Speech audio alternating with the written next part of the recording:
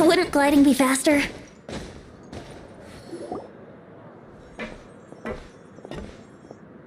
There's a group of people over there. Let's go listen in. So I said, that's not a faucet. Hey, who are you two?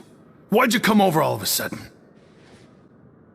Oh, sorry for eavesdropping. Sounds like you were talking about something private. What's the matter? They're just looking to join in on our fun, that's all. Hey, don't pretend like it's okay for them to just interrupt us like that. Yeah, fine. You're lucky we don't mind extroverts that much. You hear that, Quisto? What nice!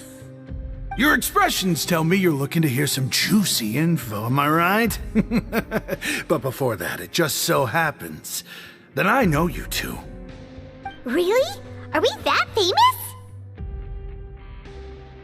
You're kidding. How often does anyone get a personal tour led by His Grace himself? Practically everyone was talking about it. Word has it that you also caused quite the kerfuffle. A little mistake, huh? I like the way you put it. You see, people with a good attitude can join our group anytime, unlike some of the others here. Your group? I'm Quisto, and this is Lavaroon. People usually call us the Bombshell Bros, but don't worry, we're not playing with bombs or anything. It's just that our information is always so explosive, and we blow minds on the regular. So, you two really like to gossip? Whew, you sure know how to embellish. No, you don't get it. Knowing intelligence will make things better for you here. For example, knowing who's working with whom, who has the latest rumors, who's not getting along. Wouldn't you like to know all that? Whoa, all this info's worth something, you know? You should prove you're worthy of it. I don't mind him. Quisto's always this way. Just play nice and say something to massage his ego. The welfare meals. Talk about the welfare meals. Right. That meal we had yesterday was super delicious. Paimon can still taste it whenever she closes her eyes. Is that so? To tell you the truth, I've been helping out with making those welfare meals. I've been working as a kitchen assistant for about a month and a half now. Oh, so you're the one who made those delicious steaks.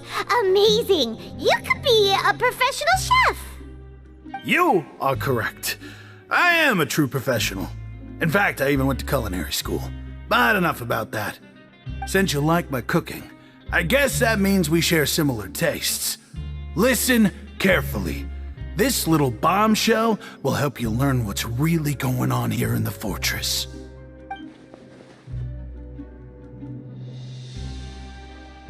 Listen, kids. The power structure within the fortress is quite complicated. The overworlders couldn't care less about us down here. We're basically dogs to them. You've already met the one person here you should never cross, the Duke, Risley. He knows more than you think. And if he doesn't care about something, then he often doesn't bother dealing with it. Those who have the Duke's attention get all kinds of special perks, even better treatment in the infirmary. I know who you mean. It's that Jurier character, right? I don't think there's anything useful about him at all. Why does he visit the infirmary practically every day? Is it normal for anyone to be going in and out of there so often? If you ask me, he's just faking it to get out of work. But did you know that Jurier was a talented researcher from the Fontaine Research Institute before he came here? There's no denying that. I don't care if he was a researcher that could turn dirt into Mora. Once you're in the fortress of Meripede, you're just another inmate like everybody else.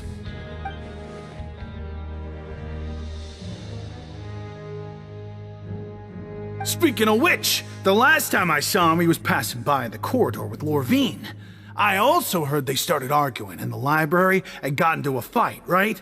Guess that's just how terrible of a guy he is. You mean he hit a woman? Wow, I never imagined he was that bad.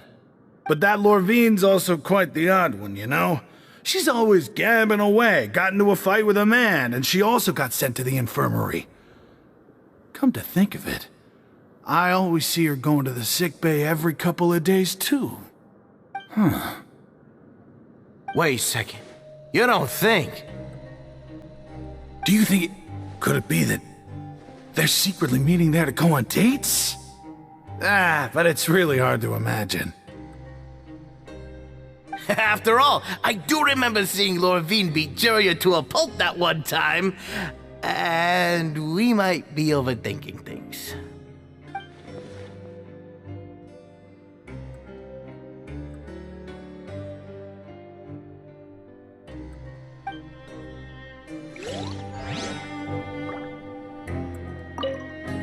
Is it really all right for us to talk about people behind their backs like this?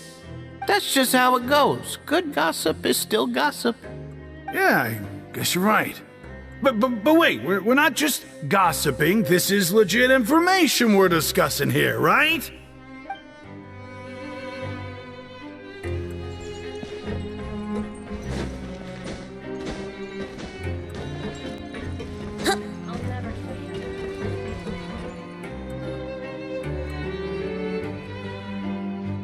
Look, there are some people talking over there. Let's listen in on the conversation.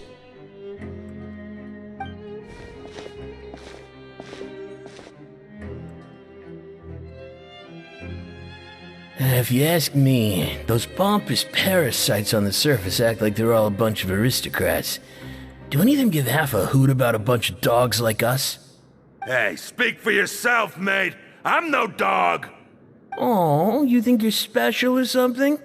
If you're here, then you're just a convict like the rest of us. I've heard that even if you're released after serving your sentence, going back to life on the surface ain't any better. Once a criminal, always a criminal. We're marked for life. I don't buy that. Hey, how cool would it be if the whole world was destroyed by a giant flood and everyone had to start over from nothing? What kind of filthy bilgewater are you spewing? I have family up there. You best shut your sewer hole and talk like that. Listen, things ain't so great on the surface, but who says that you have to leave? I've heard that you can still stay here and work even after you've served your sentence. Not bad if you ask me. Who wants to live in the ruddy overworld anyway? And what makes you think they want to hire someone like you? It's one of the great mysteries of the universe, how someone as useless as you is so confident. Whoa. Sounds like they're really unhappy about the overworld.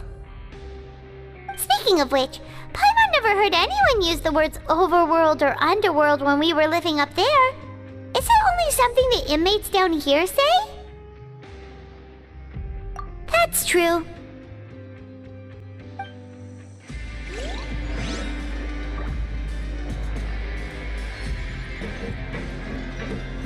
Anyway, I've already decided to stay here. Wish I could say the same.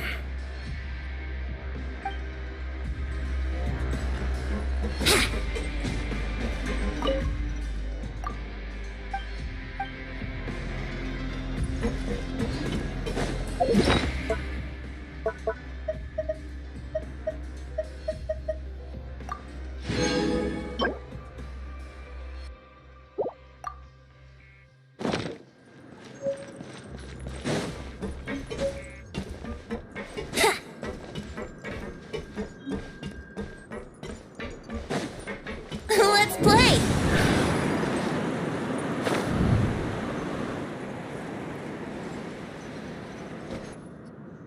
Hey, you over there? Yeah, you! Say, do you like playing card games? You know, like Genius Invocation TCG? You TCG players are like mint in the wild, literally sprouting up everywhere. Hey, come on now. What's wrong with finding fellow Invocation aficionados? Anyway, care to join me for a game? Alright. No pressure. But why would you be looking for people to play Genius Invocation in a place like this? don't usually come here to fight. Whether you're throwing down cards or throwing punches, it's all a competition, isn't it? It's all the same in my eyes. There are lots of card players here in the fortress. When I saw you, I immediately thought, hey, even outsiders from other nations play cards, so I came over to say hi. Sure. Great! Since you've been here longer than us, you need to flex your seniority a little bit, right? Maybe you could start by telling us newcomers some stories about this place. I thought you would have already heard everything by now. All right then, did you have anything specific in mind?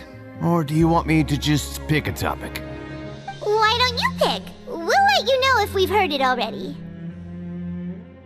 All right. Have you heard any strange rumors since you've arrived? Ben, did you know that there are some people who are always gossiping over in the corner? Yeah, so you've already met those two. They're quite a pair. They always keep an eye out for the latest happenings and gossip about everything. I've never seen anyone with more time on their hands. I heard that they used to be a chef and a bartender before they were sent down here. You know how bartenders are, always chatting with customers. And chefs love to pass the time just hanging out when they're not cooking. Good to know. Do you have anything else to tell us? Let me think. Sounds like you want to hear something a little more tantalizing. Oh, did you know that the Duke was also a convict in the fortress of Meripede before? Huh?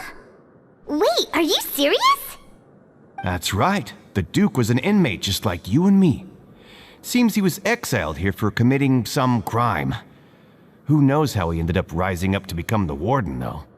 To go from an ordinary inmate to becoming the manager of the whole place? I'm not gonna lie, I kinda respect that. A forbidden zone? Sounds like something that someone just made up. I've never heard of that. Where did you hear about it? It's just a rumor we've been hearing, but no worries if you've never heard of it. Do you have anything else you can tell us? Anything else? Not that I can think of, but I'll be sure to tell you anything interesting I hear next time. You'll have to play a game of Genius Invocation with me first, though. Okay, we've talked to just about everyone, and it's about time for us to go meet Linny. According to the card he left us, we should go meet him in the production zone. See you later. Hey, let's play a game if you ever have time.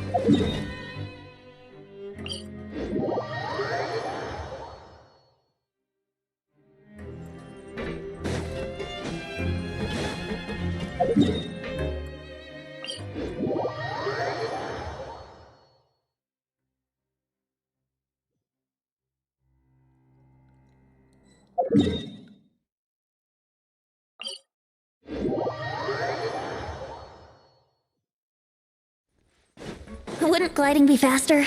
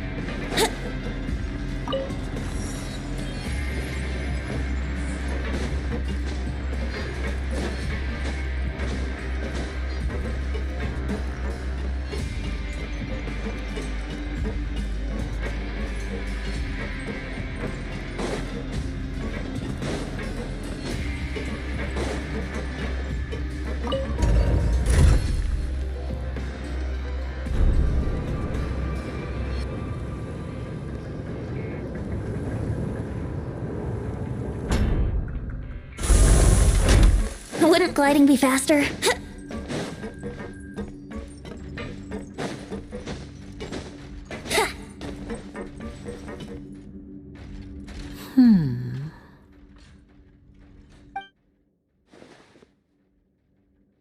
Huh?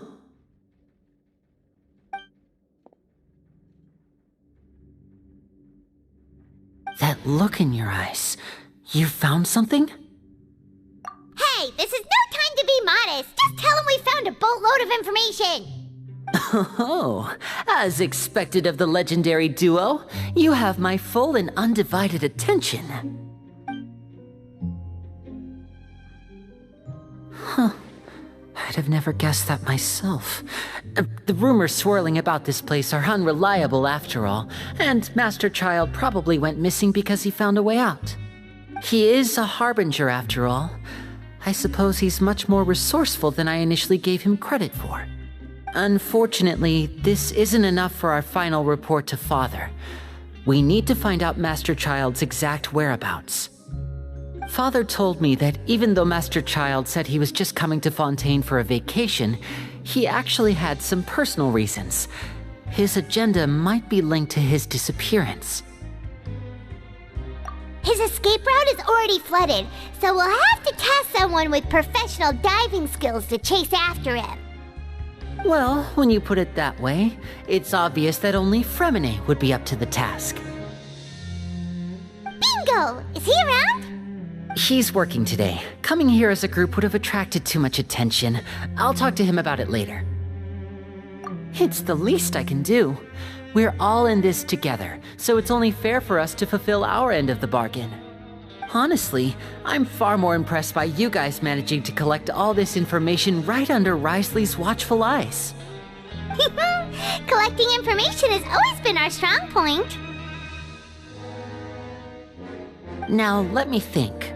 To find out more information, Fremine will have to retrace Master Child's original route. And if he's to do that, he'll have to set out on the next pipe cleaning day at the earliest. That's 6 days from now. And after that, he'll probably take another 2 or 3 days to return. You can even estimate how long it'll take for him to get back?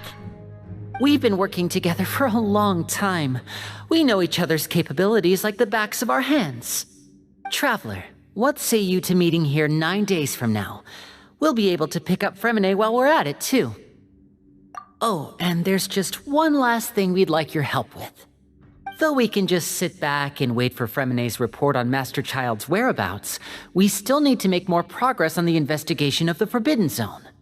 Fremine's no master of disguise, Lynette's still working on getting intel from the other areas, and I'll need to spend some time helping Fremine prepare for his diving mission. So, you are the only ones we can count on. What do you want us to do? Will it be hard? Well, I won't call it easy per se, but I think you'll be able to pull it off. Listen carefully. You'll need to find an excuse to get into the infirmary and investigate the room and environs. You've mentioned several sketchy-looking people always meeting at the infirmary earlier, so it probably has something to do with the secret we're hoping to uncover. You've already met the head nurse, so she'll be less suspicious of you. Investigate the internal structure of the infirmary and any active dealings within, and pass those on to me alongside anything else you're able to discover. But also, there's no need to take risks. Don't forget, safety always comes first. My apologies. I just started rambling out of habit. It was almost as if I was talking to my younger sister. But that's not a bad thing, right? Alright, then we'll head out as soon as we finish our prep. Let's go our separate ways for now then. Don't forget, we meet here again in 9 days. Stay safe.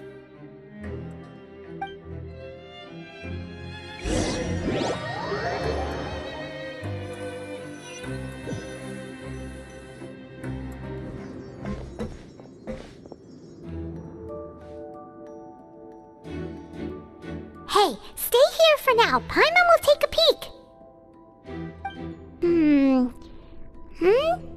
There seem to be several people inside.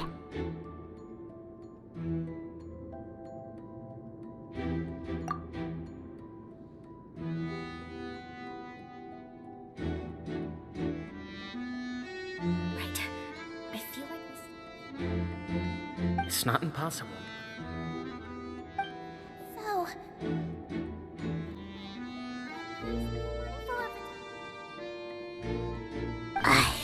It's a bit hard to understand them from here, so why don't we just try to talk to them in person? Let's go as soon as you're ready.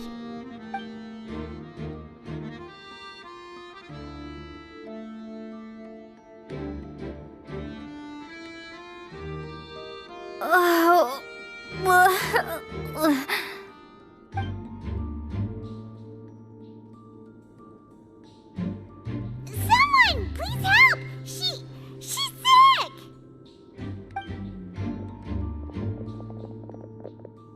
Whoa, are you okay? Oh my! What's wrong, little one? There's no need to panic. Take a deep breath before you begin. The traveler started complaining of a stomachache, and then nausea, and then collapsed onto the ground. Paimon doesn't know what to do. Freezing limbs, twitching fingers, and pale complexion? Could it be poison? Let me take a look. Please lie down over here. Don't worry, I'll get you to the bed safely. Here, hold on to my shoulder and walk slowly.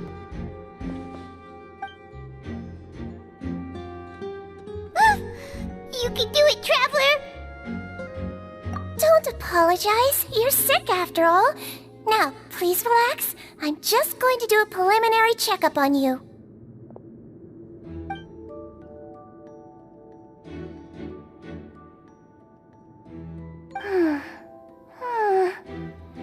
I see now. My checkup has confirmed that she's not in any mortal danger. That's our worst fear out of the way. Eh? Oh, that's good. But... I'll continue my diagnosis of the patient now. Please, relax and take a deep breath.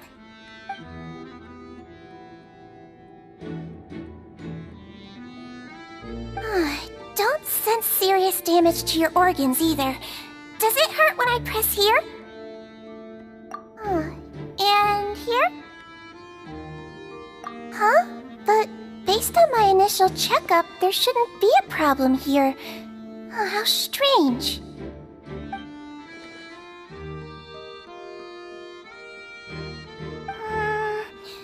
What about here?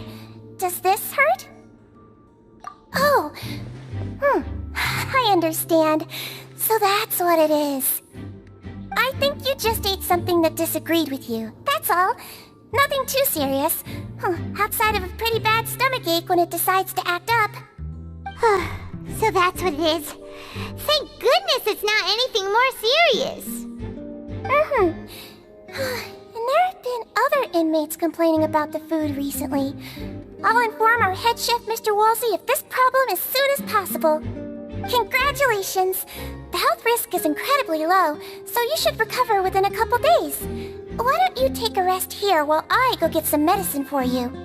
Miss Levine, I'll have to trouble you to help me look after this new patient while I'm gone. Very well. And she hopped away just like that.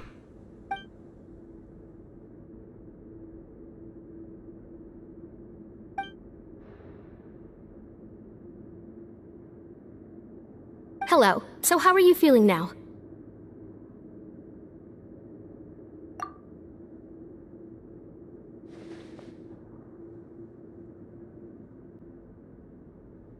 Her stomach aches really bad. She was stumbling about the whole way here, so Paimon's really worried. If Miss Sijuin says it's not a serious problem, then there's no need to worry. She's the best medic we've got down here. But it also looks like she's the only medic you've got down here. Well, that's true. What do you mean, that's true? That's really misrepresenting the situation.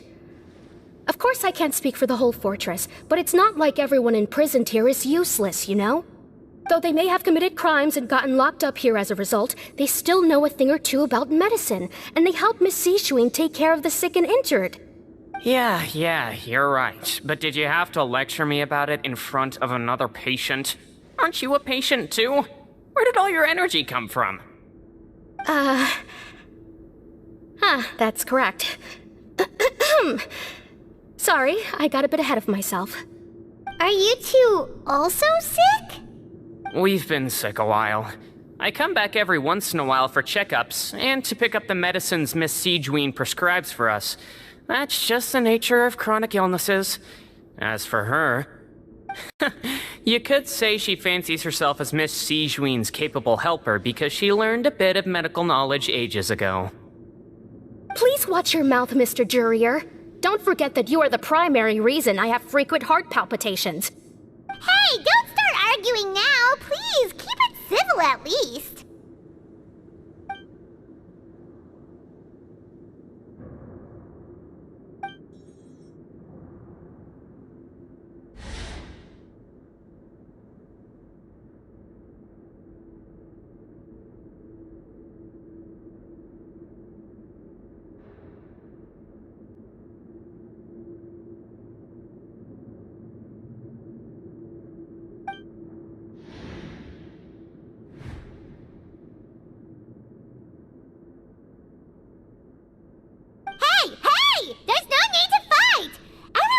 Released someday, so there's no need to argue over silly things like this.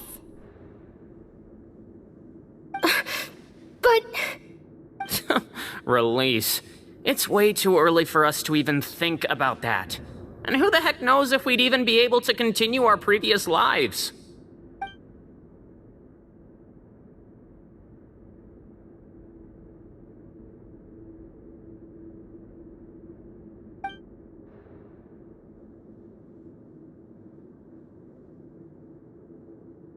Please allow me to end this boring and useless conversation. Oh, and Mr. Jurier, I don't want to see your face here again anytime soon.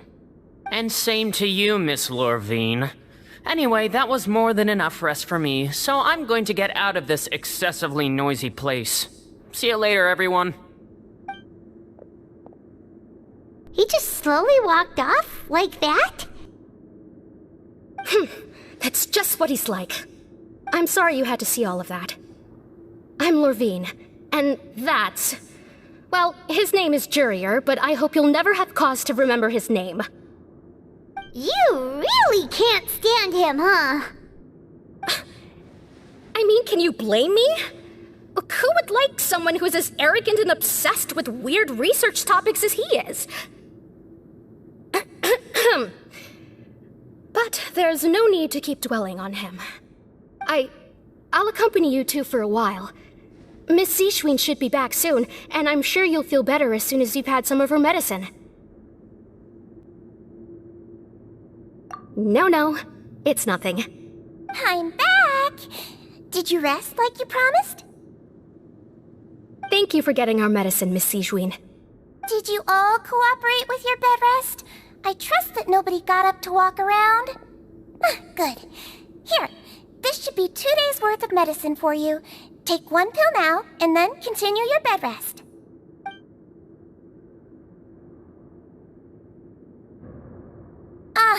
Miss Lorvine, I left in a bit of a hurry just now. Do you still remember if we discussed the color of the pill that you should be taking today? I remember. You said it should be yellow.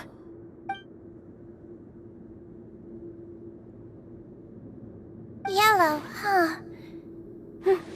I understand. These are yours. Please, make sure to go to bed early after taking them tonight. You'll benefit from a good night's sleep. All right, then I'll also be on my way now. I hope you feel better soon, too.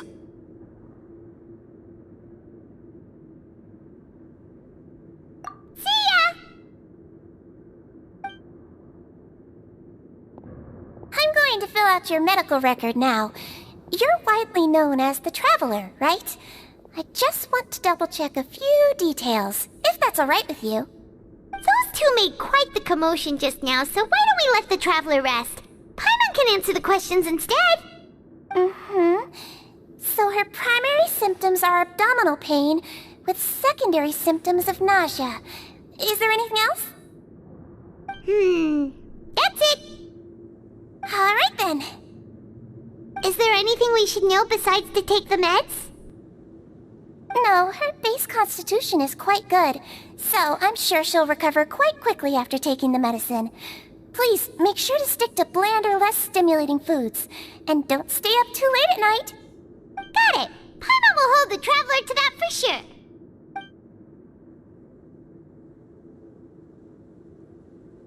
Oh, you're going to take a nap already? Okay then, you get some rest.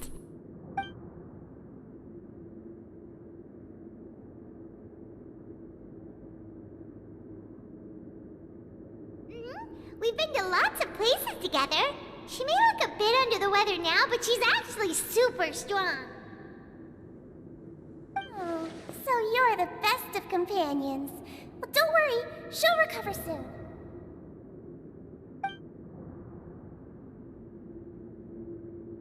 Ah, you're awake. How do you feel? You slept for a really long time, but we never left. Well, now you can go back without a worry in the world. Remember to take your meds regularly, and remember bland foods. Thank you, Miss Sijuin.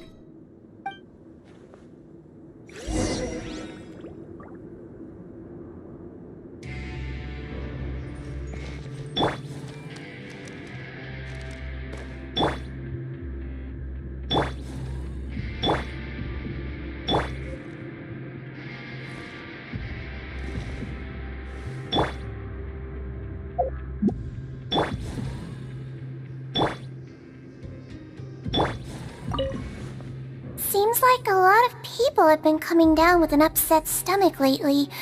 I'll need to address that.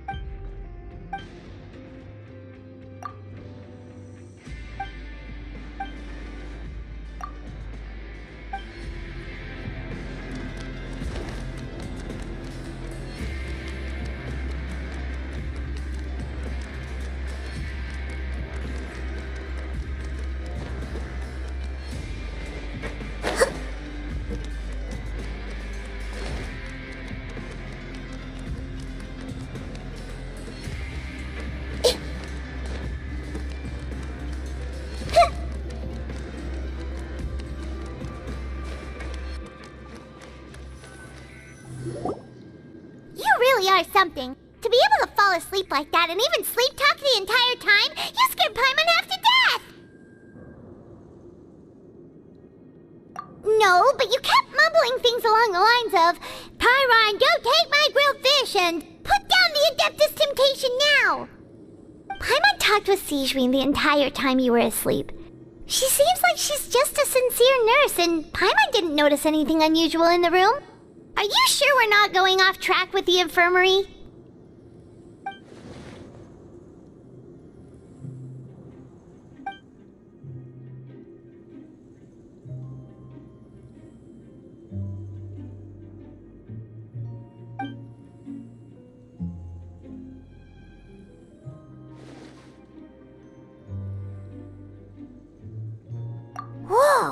You really are super thorough. All those tiny little suspicious things that Paimon didn't even pick up on. We've got to give the info to Linny.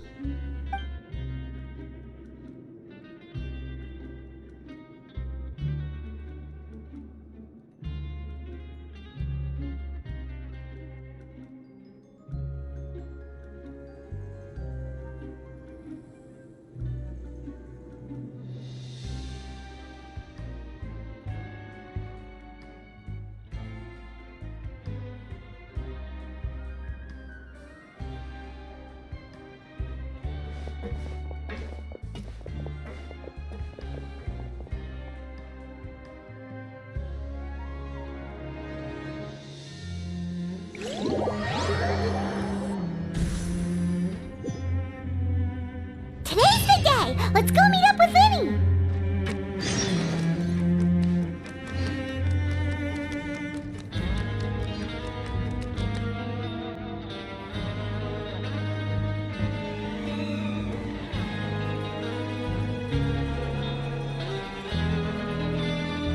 Oh!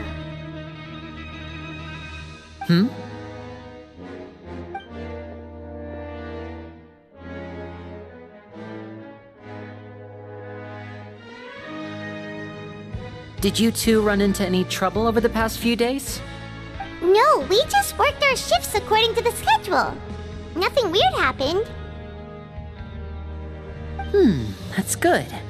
That means you didn't raise any suspicions when you infiltrated the infirmary. We've taken a look at the slip you've sent. Fremine successfully left the grounds via the pipes 2 days ago, and as of last night, Lynette has also infiltrated the infirmary after faking an illness. Wait, why is she getting involved as well? You already went above and beyond when you scoped out the infirmary. To put it more bluntly, even if we were to view that as something you did in exchange for Fremine's help, you've already done more than enough. Infiltrating a guarded stronghold is a different kind of job from a one-off investigation. We want to avoid using the same faces over and over and reduce the amount of suspicion that will fall on any given person. Lynette also felt like you have already taken the first step for us, so she should be the one to finish the job. So that's what Lynette thinks. Oh, Paimon hopes everything's going well for her. Perhaps that's true. You are both very good people, and we've come to appreciate that more than anyone else. Unfortunately, there's still one thing that could get between us, lest you've forgotten. The matter of our respective loyalties. You've mentioned before that you've had some run-ins with the Fatui. I can understand that feeling, so I assume you're just helping us out of the kindness of your hearts? Well, everyone could use some more friends. We'll be counting on you to help us in the future, too. Since I see you as friends, then it's even more important for us to protect you from any peril. Fremine and Lynette feel the same way. Glad to hear it. Then, let's go check on Lynette before Fremine returns. If everything went well, then she should be wrapping up her investigation right about now. Is now really a good time to go over? According to my observations, Sigewinne always spends around half an hour away from the infirmary right before lunch. Lynette knows this as well, so this should be a good time to meet up with her. Also, I'm her brother, remember? It's only natural for an older brother to care about his younger sister's well-being. Okay, then let's head over right away!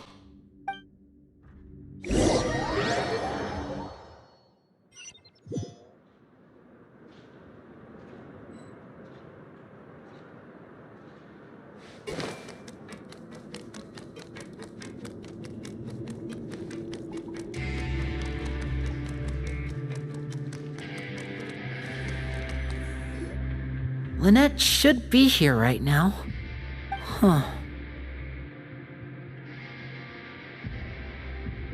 Strange. Lynette? As expected, Sigewinne isn't here, but why isn't Lynette here? No, Lynette rarely deviates from the plan. We agreed that if she were to make changes on the fly, she'd find a way to let me know. Unless... any clues around here. We can look while we wait for her. Who knows? Maybe she'll be back soon. Okay.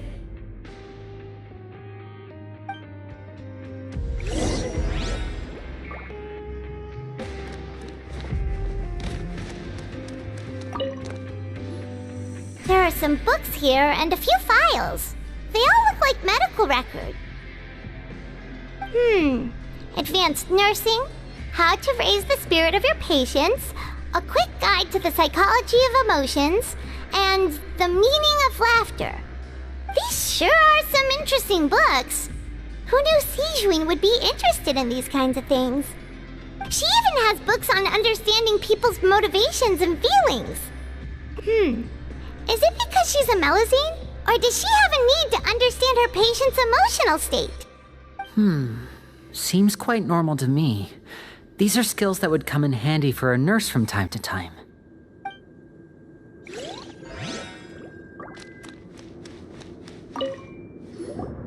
None of the beds have any signs of having been slept in, except that one over there.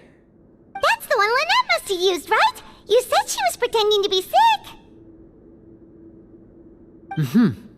She would have said her migraine was having a particularly bad flare-up. Generally speaking, the head nurse would then ask her to lie down and rest, while she left to retrieve the medication. Which means, either the head nurse didn't return the entire time from when Lynette laid down up until she left the bed, or the nurse intentionally left it this way.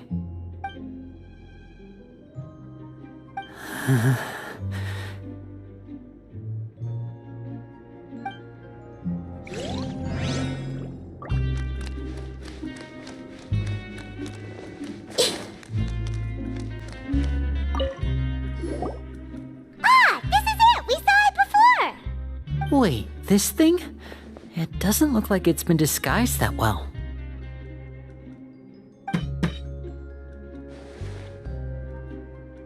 The space behind it is empty. From its size, I don't think it's an entrance that is meant to be taken apart. There's probably a mechanism around here somewhere. Could Lynette have tried to get inside? But if that's the case, she would have contacted me for sure.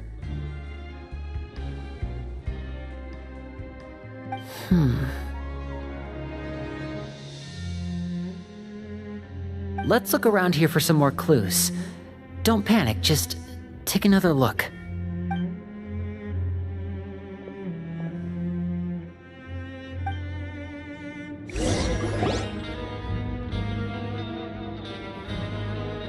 Hey, you guys, there's a slip of paper over here! A slip of paper?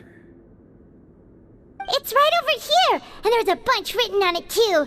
It reads, "Out of respect for your usual practices, I'll use a piece of paper or card as the medium to pass on my message. You may consider this as me giving you my best regards." This is... Is that all? The back. This is... Show me! Now!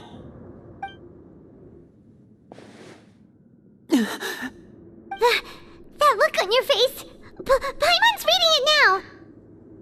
Would you care to guess where Miss Lynette of the Fatui could be right now? No. Could she have... Is she already... Wriothesley. Did he deliberately leave the infirmary unguarded to use it as bait? Wait, you mean he was aware of our goals from the very beginning? But why? We didn't run into any trouble last time, and he also never reached out to us since. Yes, that is a crucial question. Wriothesley, he doesn't do anything without a clear goal or reason. So this means he had no concerns about your activities from the very beginning. You're not from the same camp as us. You were sent down here by Nervulet, so you have no conflict of interest with Wriothesley. We're a completely different story, though. I'd like to know that, too. Why did he only go after her? Don't panic, just think everything over. I have to stay calm. This is not like what happened last time. The situation's different now.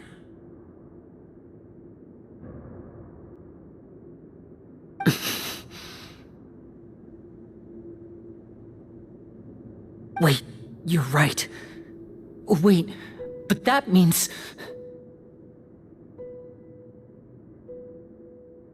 The fact that Fremine was able to leave the grounds, could Wriothesley have let him go as well? But what does he gain by letting Fremine leave like that?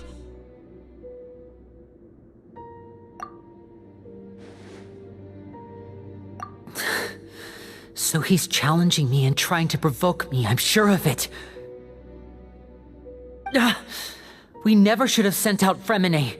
We had to go through all that trouble to find an opening to sneak him around the guards and into the pipe, and we even thought luck was on our side. If Wriothesley let him leave on purpose, then he's probably in a terrible spot now as well. Lenny's getting more and more panicked. We have to calm him down. Don't be like this, Lenny. Fremine wouldn't have left if we hadn't told you about Child. That was our fault. No. I'm the leader of this operation, and I'm the one responsible for this team. I was the one who failed to protect them. I'll go talk to Wriothesley. Hey, don't be reckless! Traveler, please talk some sense into him. I simply cannot allow Lynette to be abducted again. I have to go. I'll find a way to get them back. He's rushed out the door! After him!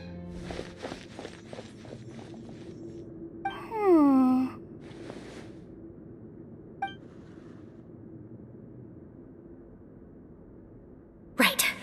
I feel like we still have some room to make changes on these details. It's not impossible, but it'll require extensive testing. Is that so? Very well. Then please be mindful of the time. Huh? Is someone? Pack everything up. Whoever's outside is eavesdropping. They'll probably come in once we stop talking. Someone! Please help! She's sick!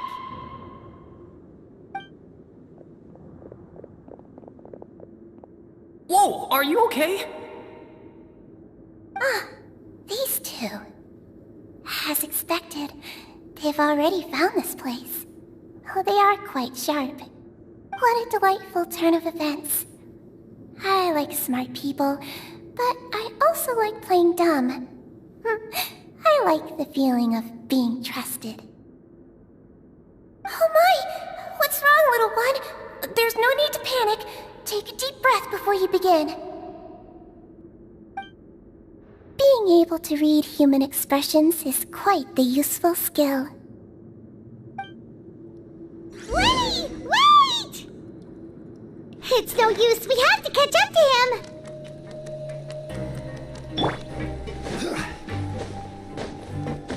He's already out of sight. How is he so fast? Let's go head him off at Wriothesley's office.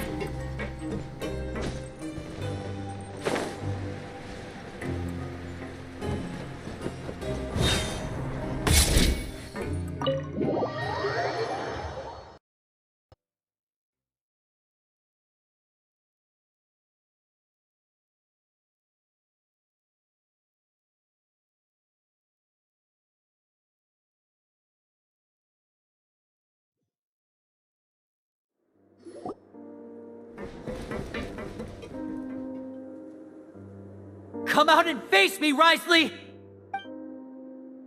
Aren't we at an administrative office space? Why don't you at least try to follow even a couple rules from the fortress's indoor management regulations? What did you do to my sister? I ran into the young miss at the infirmary. I'd heard that she was suffering from quite the migraine, so I decided to invite her over for a cup of tea. I do have some teas in my collection that can work wonders against such an illness. Stop joking around! Where did you take my siblings? I have also heard that your performances are quite the spectacle. Miss Lynette would sometimes enter a box filled with water, only to emerge the next second from another place altogether. Maybe she'll appear behind you right now if you were to turn your head. Is he trying to trick me into turning my head? No, He's probably not looking to attack me right now. All of the hostages are in his hands, and he's even in the mood for small talk. That means Lynette is probably still alive. You knew we were investigating the infirmary from the start, so you deliberately aroused the Traveler's suspicions and baited us into continuing our investigation, just so that you'd be able to kidnap Lynette. As for Fremine, no, you probably didn't even interfere with Child's escape. You let him go, so you could purge the Fatui members that we had planted into your ranks. There was no need to do so. The Fortress of Meripede is a pretty pleasant place. Most people enjoy their lives here. The only ones who act differently are those with personal agendas. It was quite easy to identify your colleagues. You removed our original members and spread the news of Child's escape so Father would assign our team to come down and investigate. Fremine has also fallen into your hands, right? If you're oh so omnipotent and so in control, why would you need hostages? One correction. Lynette is in my hands right now, but Fremine is not. He's not?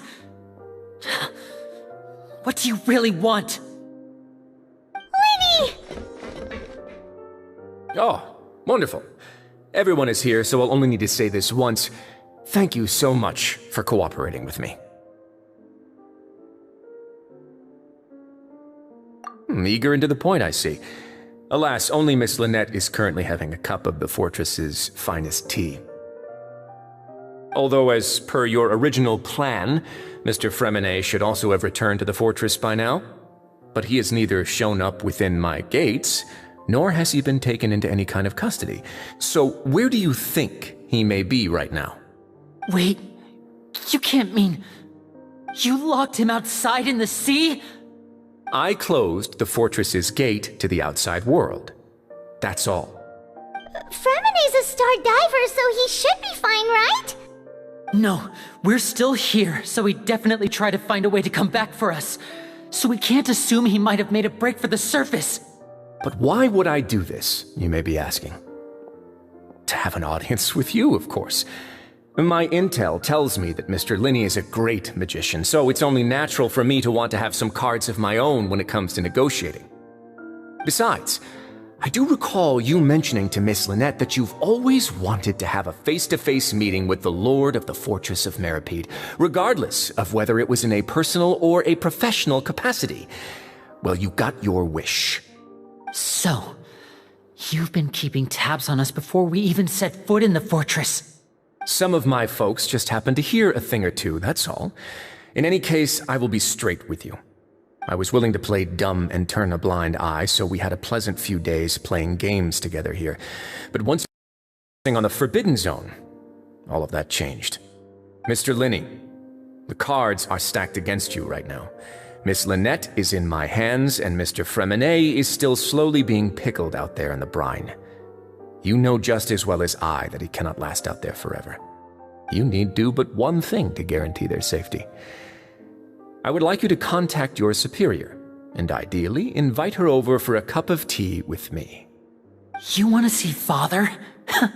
But why should she bother giving you an audience? Well, if she cares for the well-being of her dearest children, she should have plenty of motivation to join me for a parents' evening. I've heard that the bonds between the members of the House of the Hearth are like the bonds of family. I don't see why she would refuse. Why did you think Father sent us to handle the Fortress of Meripede? This place is basically a no-man's land. It wouldn't be fitting for anyone as important as a harbinger like Father to come here in person. Oh, I see. So it's because she doesn't care for my place here. That's such a shame. After all, I've amassed quite the tea collection. I was looking forward to sharing it with her. Both Monsieur Neuvillette and Lady Farina have already received many samples as gifts. Was this the extent of your master plan to get to Father? No matter how much pressure you may put on me, I won't allow you to use us to blackmail her. You people really are difficult to get along with. All I'm asking for is a face-to-face conversation. Does she truly have no interest in the fortress's secret? Mr. Linney, you have one last chance to invite your father here. If you refuse... Lenny!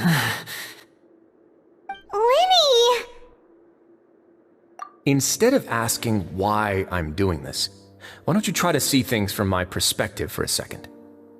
From the very beginning, the Fatui has been actively infiltrating my fortress. I gave you a warning by cutting off the first few operatives I found, but that only caused you to double down. Had you given up on the fortress then and there, I'd have no reason to want to talk. Mr. Fremenet left the fortress on his own, and Miss Lynette tried to pry out my secrets right in front of me. No matter how you look at it, the responsibility for this falls on you. I shouldn't ask Father to do anything because of us. 6, 5... Wait, 2, 1. Time's up. It really is a shame, Mr. Linney. Risley! Negotiations have broken down. Please leave, ladies and gentlemen. It's time for my afternoon tea. Yeah, listen to the Traveler. If you can't talk to Linny, can you at least talk to us? You do realize that I'm only letting you go because of Neuvillette, yes? You're here helping him out, and I've already done my best to stay out of your way. But that doesn't mean you can just do whatever you want. The fortress may be small and remote, but it still has its own set of laws. Then how about this? Those who are capable deserve respect. You've spent quite some time investigating my home turf by now, so why don't you tell me a thing or two about what you found, I'll ask you 3 questions. Answer all of them correctly, and I'll agree to your request. Question 1. Regarding the hidden rules of the production zone, what is the truth behind the one about not being allowed to work for 3 days in a row?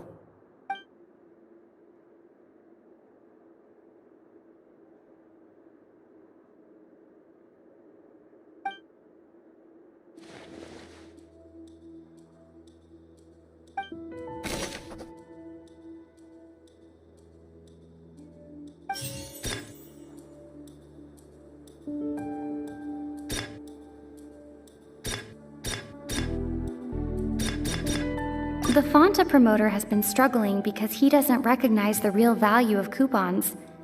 Meanwhile, the Duke believes that only idiots who don't understand the value of coupons would spend them on Fonta.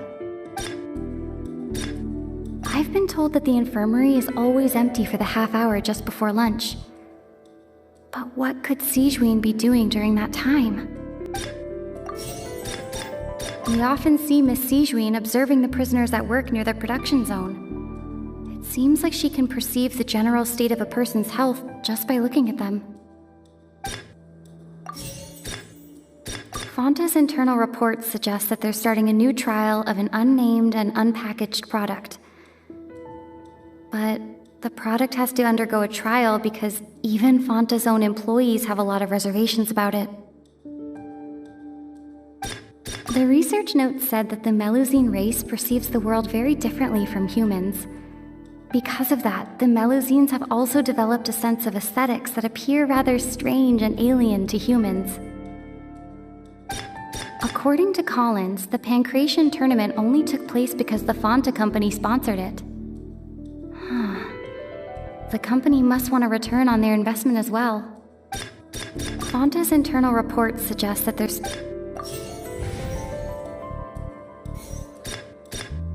According to Collins, the Pancration tournament only took place because the Fonta company sponsored it.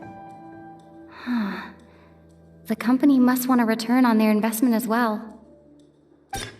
The research note said that the Melusine race... Fonta's internal reports suggest that they're starting a new trial of an unnamed and unpackaged product. The Fonta promoter has been struggling because he doesn't recognize the real value of coupons.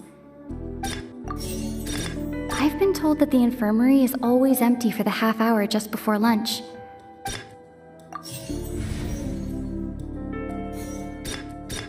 The Fonta promoter has been struggling because he doesn't recognize the real value of coupons. We often see Miss Sigewinne observing the prisoners at work near the production zone. The research note said that the Melusine race perceives the... According to Collins, the Pancration tournament only took place because the Fanta company sponsored it. The Fanta promoter has been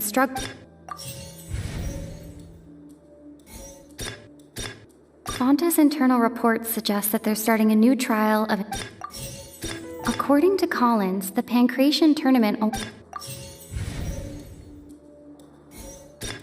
I've been told that the infirmary is always empty for the half hour just before lunch.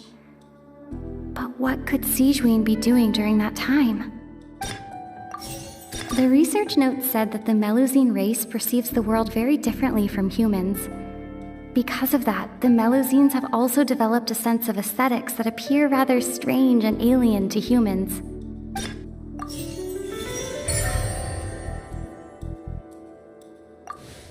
So that's what's going on. Paimon understands it now. Who would have guessed?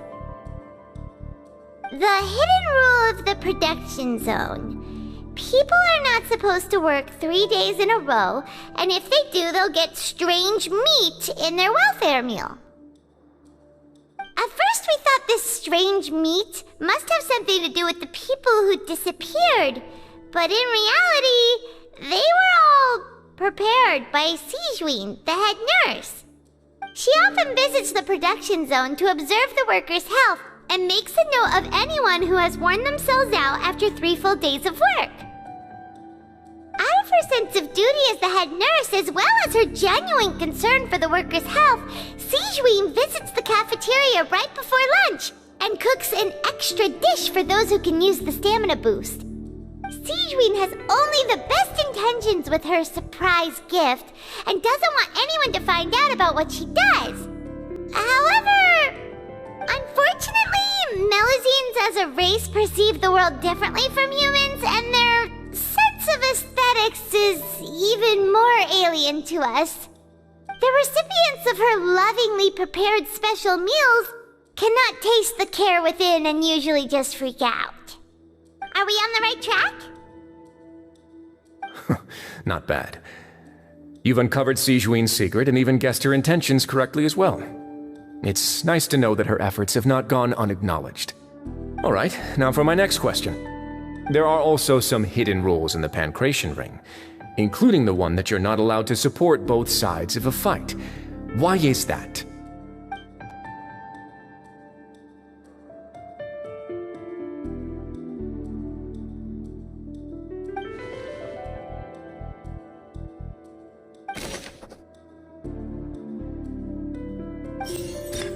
I've been told that the infirmary is always empty for the half hour just before lunch.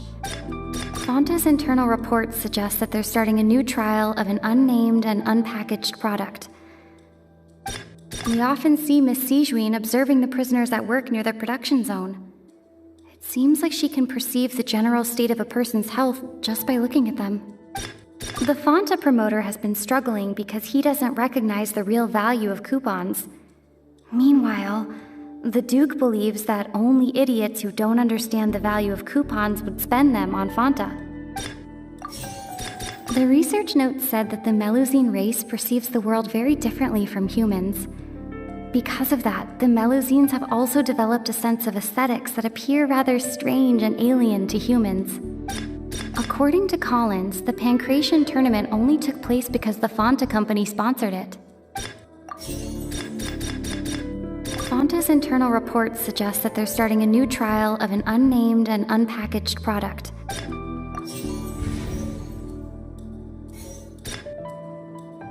I've been told that the infirmary is always empty for the half hour just before lunch. But what could Sijouin be doing during that time?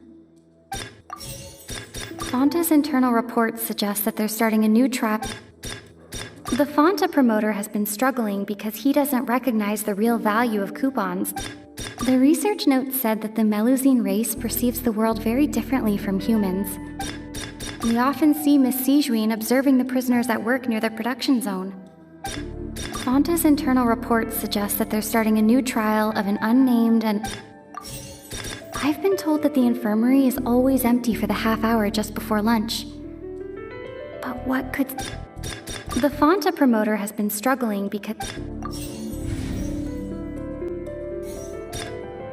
The research note said that the Melusine race perceives the world very differently from humans.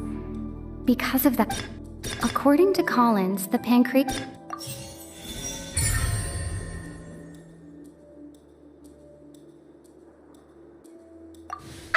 Paimon gets this rule too now, so there really was nothing to be afraid of. That hidden rule of the Pancration Ring is about how, people are not supposed to bet on both boxers at the same time. And if they do, they'll receive a package containing a strange, blood-colored liquid. People get scared when they see it because they've subconsciously begun to associate it with the missing boxer. But really, it's just a bottle of the latest yet-to-be-named and packaged new Fanta trial product. A blood-red drink. It's no wonder even Fanta's own staff were questioning the company's decision-making. The company, facing backlash from its own staff, decided to try to trial the product on a smaller scale, to see how it might be received by customers. They came to the fortress of Meropide and offered to sponsor the Pancration tournament so they could push their new product. But the Duke completely refused to even entertain the idea.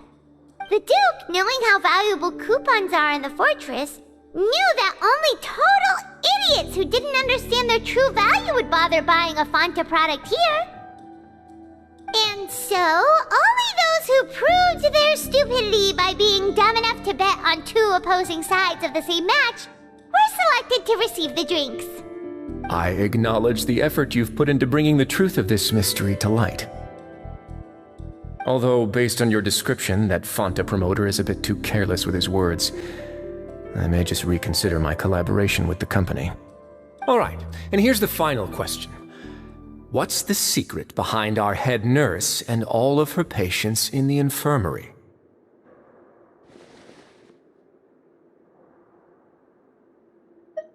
Stop your cruel and pointless games, Risley! You know that we haven't finished our investigation, so there's no way we can answer the last question.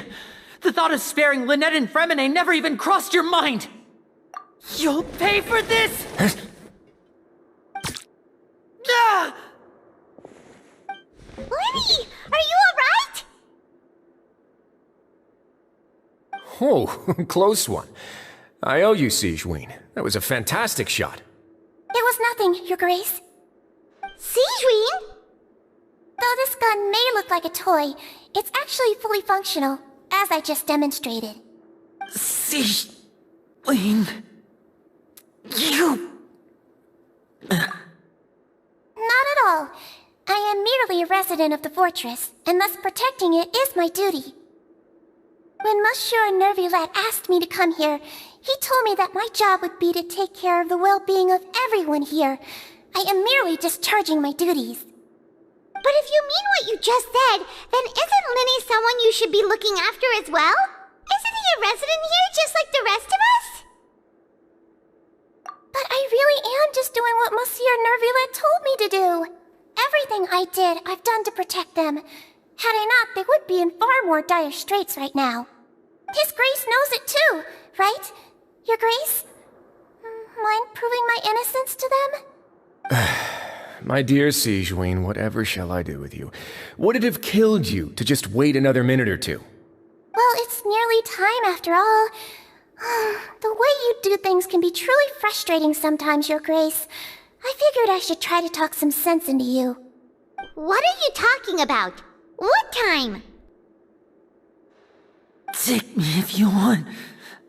But let them go. How touching. Can you just give me one more minute?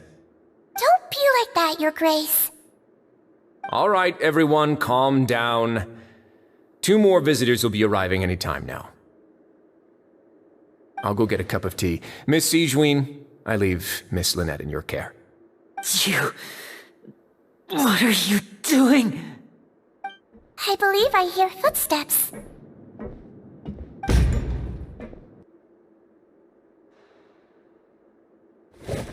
Some space, please. Ah, Miss Clarande. My door. Fremine... Fremine! What's going on? What is Clorinde doing here? Work. I'm sorry about shooting you, Mr. Linney. The tranquilizing effect will begin to wear off soon. Please take it easy in the meantime, though. What happened to Fremine? Wasn't he diving just outside of the fortress? Why is he looking like this?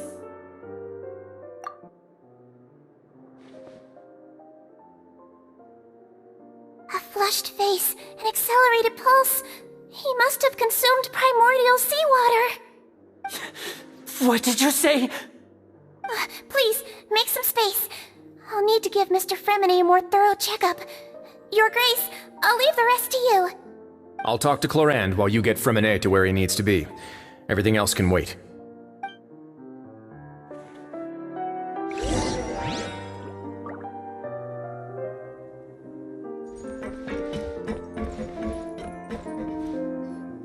What's that look on your face? I thought I made good time on the way back. Oh, I'm just admiring your punctuality. Had you arrived just a few minutes later, Sigewinne may have been forced to shoot Mr. Linney again. How's the situation out there? The water has changed. It's pretty much as expected. The concentration of primordial seawater has increased significantly. I was only out there a short time, so it wasn't too bad. But if one were to stay for any significant amount of time... well, you can see how that boy's doing. Where was he when you found him? The abandoned zone at the end of the pipes. A good distance into the water. Closer than I thought. He must have recognized it early on and tried desperately to swim back. Locking the door was necessary. I don't think we could have saved two. Well, I did try to convince him that I had my reasons. Never seems to work, though. It would probably work on Neuvillette. He has a knack for picking out who had good intentions, even when the outcomes were all terrible. It's a bad sign if you're having to plead your case to Neuvillette. Want some tea? Not particularly. If you want to drink some that badly, just say so. Fine, I'd like to get some tea. Want me to get you a cup too, since I've already made it? Might as well then, I suppose. Actually, do you have a towel? I would like to dry my hair.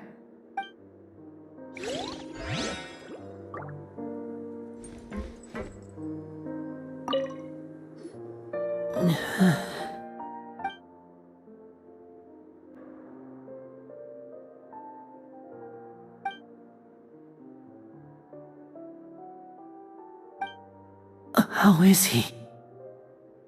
These symptoms are probably caused by an acute ingestion of a large amount of primordial seawater. Still, his condition is not critical. Of course, it would be best if he stayed for further observation. But let's leave him here for now, and move him to the infirmary once he's recovered a bit more. Sorry. I am aware that the infirmary may not be your favorite place in the world at the moment. We do only have a single clinic in the fortress, however. Why would he ingest a large amount of primordial seawater after leaving the fortress? How could that possibly happen? Please, look after Mr. Fremine for the moment. I'll go fetch some medicine and a respirator. Oh, I'll bring Miss Lynette back with me. Where is she? How is she right now? Oh, she just took a nap in an empty room after I tranquilized her. If my calculations are correct, she should also be waking up right around now. You might not believe me, but His Grace and I actually made some snacks and tea for her.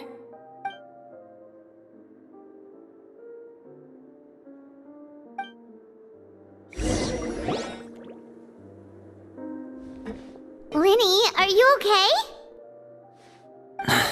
I'll be fine. They're all here now. Don't worry about me. Are you sure? You don't look alright. My hands and feet are still a bit weak, but that's probably just the residual effects of the tranquilizer shot. I'm back, everyone. Lenny! Oh, Traveler, Paimon, you're here too.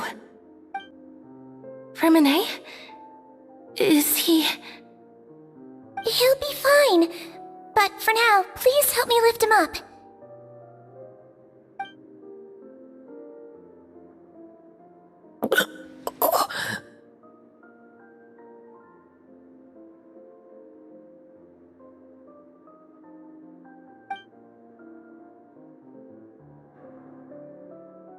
His breathing's beginning to slow down. Give me a hand and help me get him to the infirmary. Yeah, I'll take him from this side. Lynette, together? On it. Traveler, you seem pretty worried about him. Want to come with us? The Duke and Clarande are gone. They probably went to get some tea. The Duke will explain the truth in just a bit. Miss Clarande will need a break, since she only just returned from rescuing Freminet out of the sea.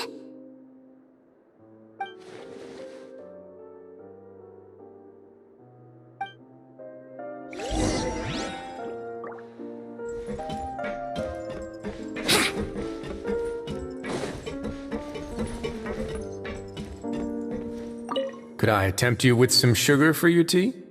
No need.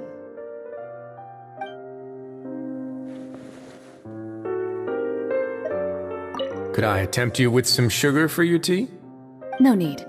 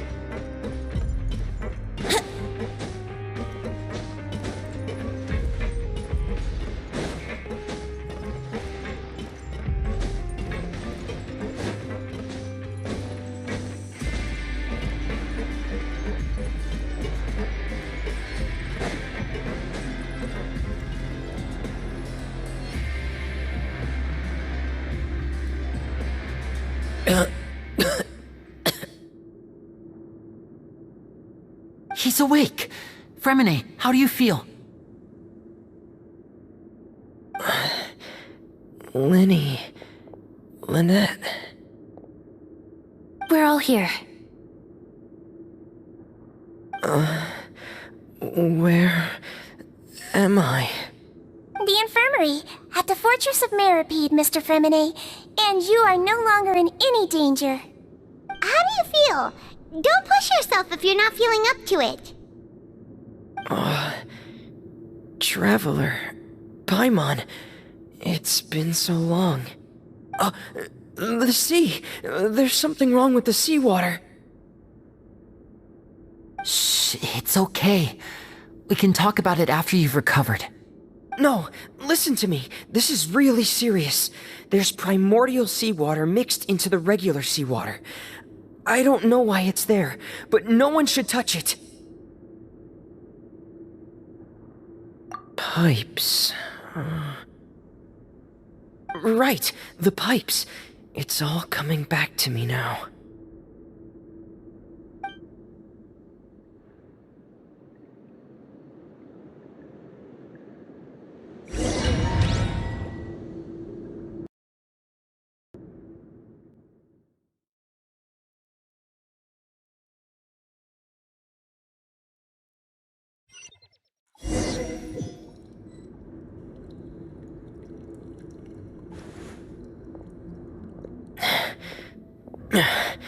I'm in. Seems like this pipe hasn't been used in a long time. It looks abandoned.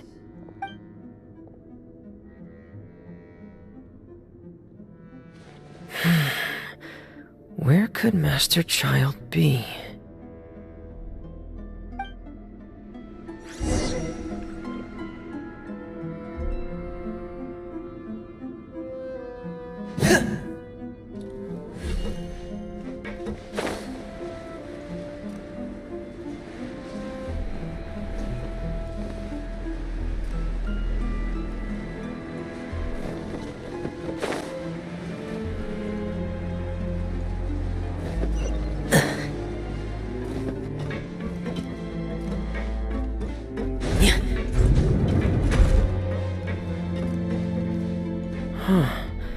This mechanism looks like it's been tampered with. Could he have done it?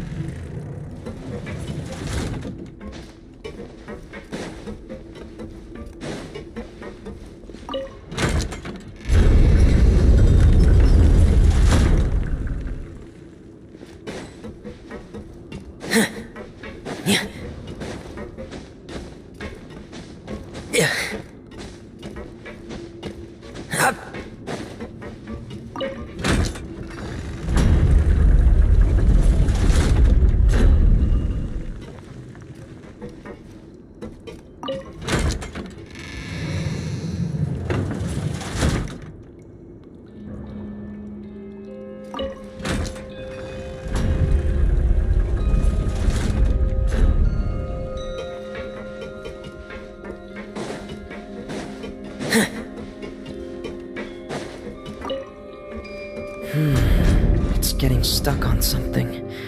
Seems like I'll have to avoid those obstacles while I turn it.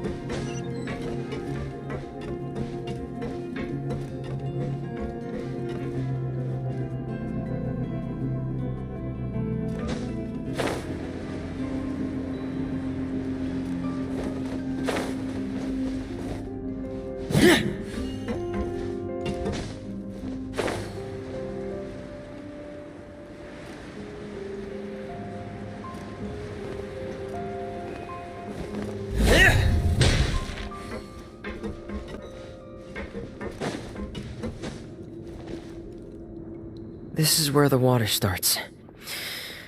Okay. Master Child probably dived into the water. I'll go take a look as well.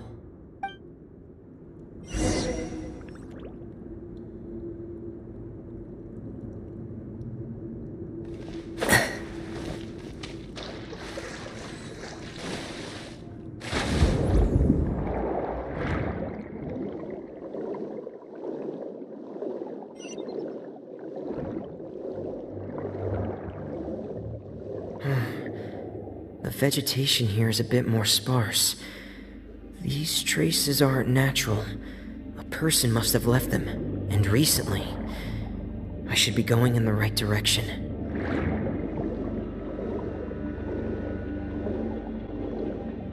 Oh, there are traces here too.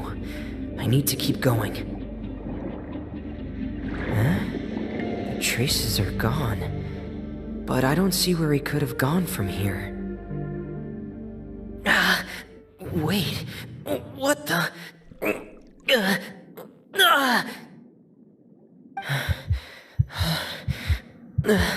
My heart is racing, and it's getting harder and harder to breathe. What's going on?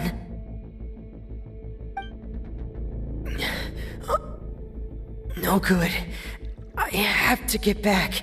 They still don't know anything about what's going on. If I turn back right now, I should still be able to make it.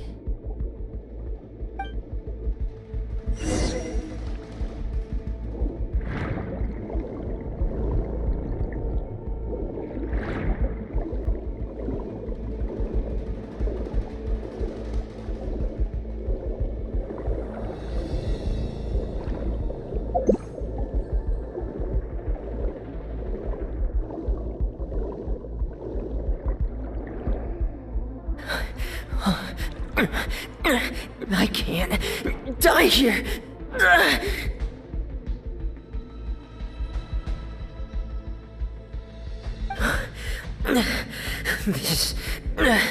This is bad. I'm feeling worse and worse, and I'm still underwater.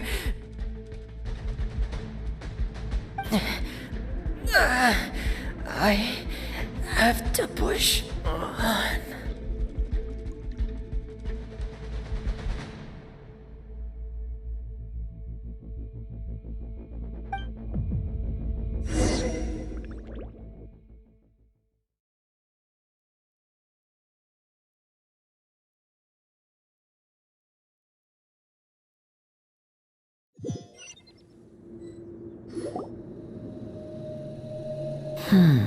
So, in other words, the trail you were following vanished, and you had no idea where Master Child could have gone, but there was also no obvious place for him to have disappeared to.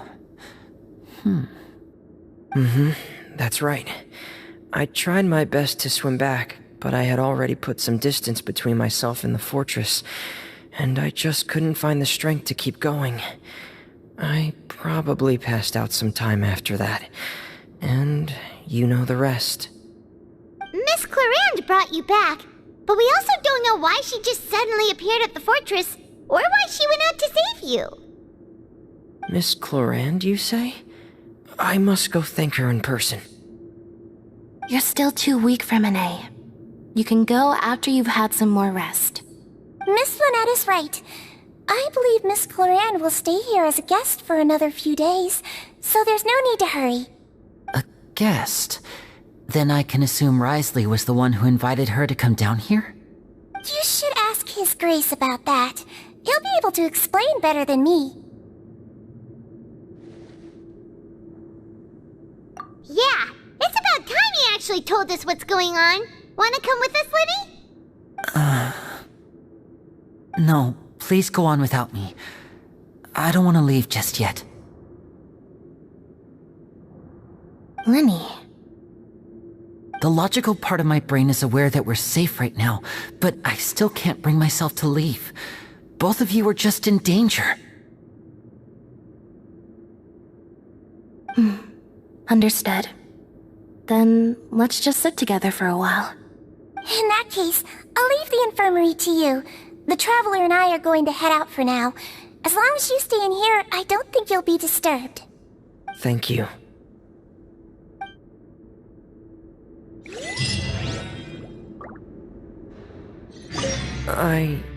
I'm so sorry, Lenny. I'm also really sorry, Lenny. I should have been more careful. Don't say that. It was all my fault. I was the one who should have been more careful. You two were nearly... If I was stronger, maybe I would have already found Master Child. No, how can you say that? Huh? I'm sorry. What I'm hearing is, we all dropped the ball at some point during the mission, so the responsibility falls on all of us. Isn't that right? Yeah, that's right. It's on all of us. Lenny, we understand that you're worried about us, but we're worried about you as well.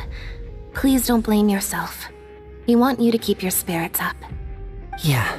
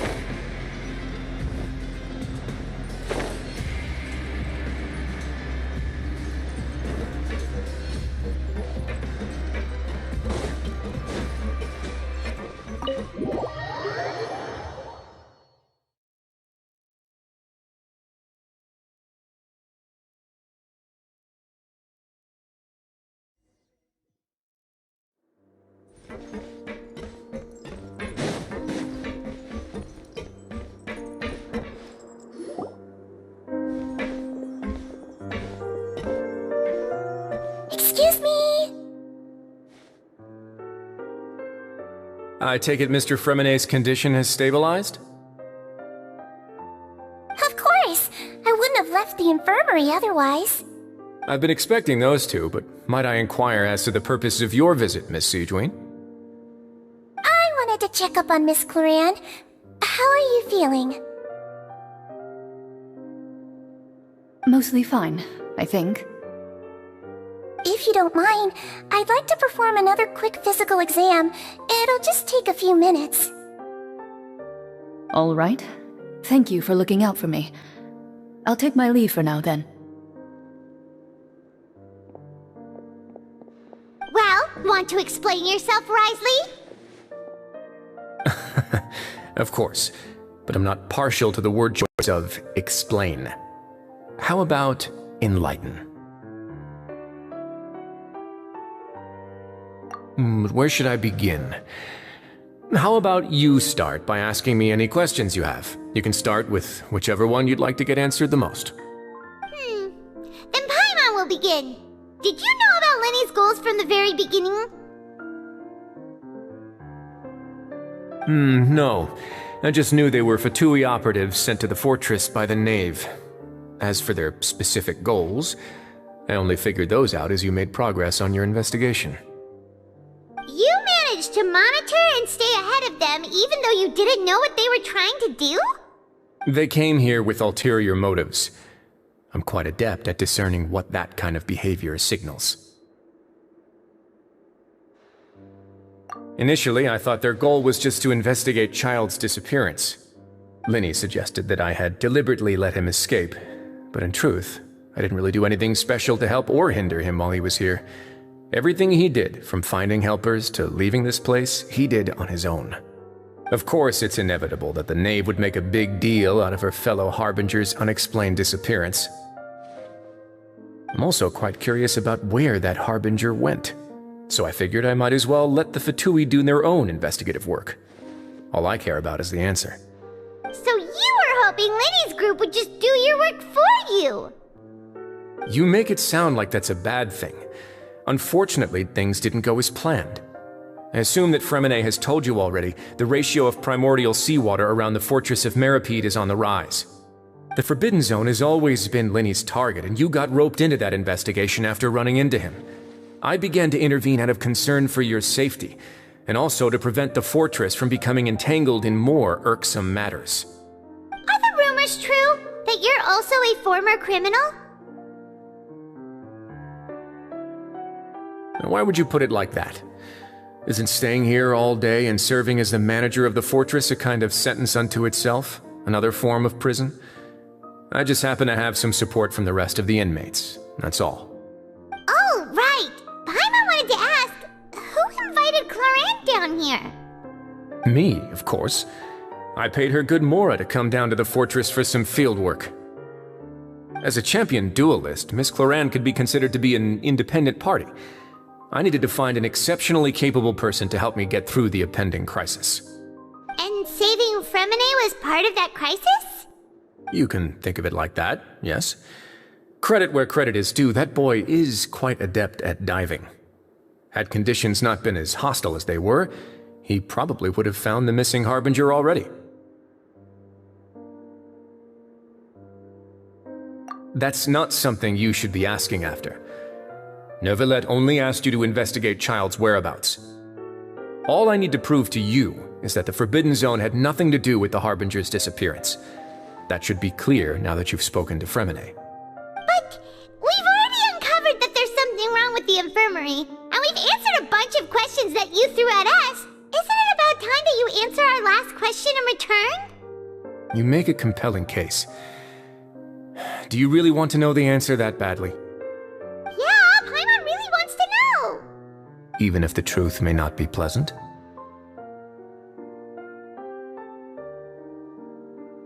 Follow me.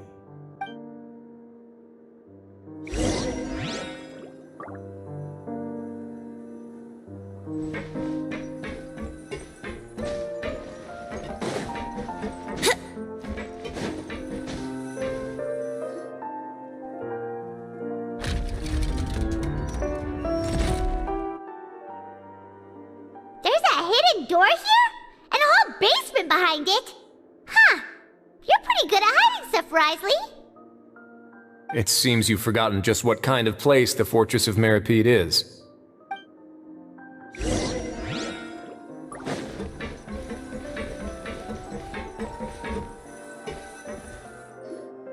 Stand on the central plate. Wait, is there a secret mechanism or... Whoa!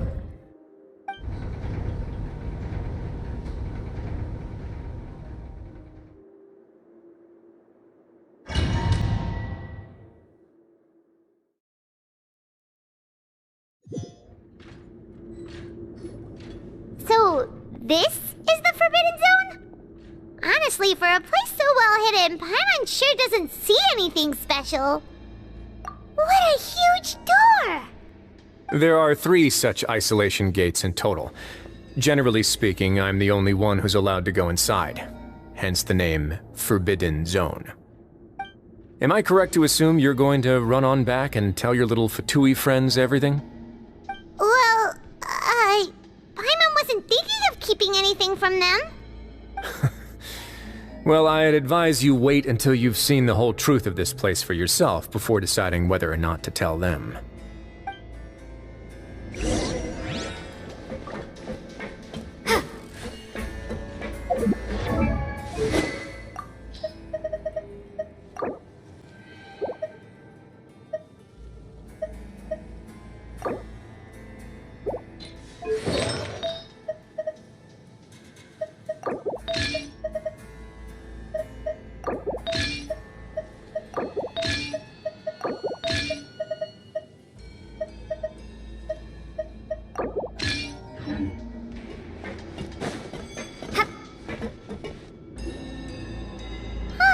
So there's a switch on the side.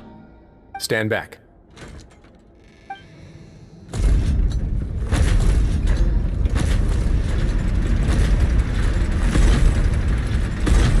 Whoa!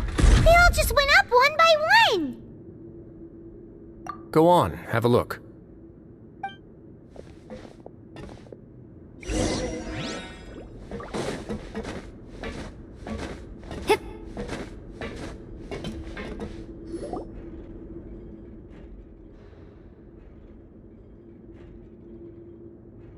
I've been interested in what lies beyond that gate ever since I assumed leadership of the Fortress of Meripede. Of course, it would be unwise to recklessly open it, but it'd also be risky and negligent to simply ignore any potential danger that could be behind it. The readings on that dashboard have not budged since the day when I first laid eyes on this place. But over the past year, the needle has crept upwards from its original position, likely because some parameter it's been tracking has changed, if only infinitesimally. Normally, I would have ignored it, but I happened to have some free time when I noticed it, so I investigated.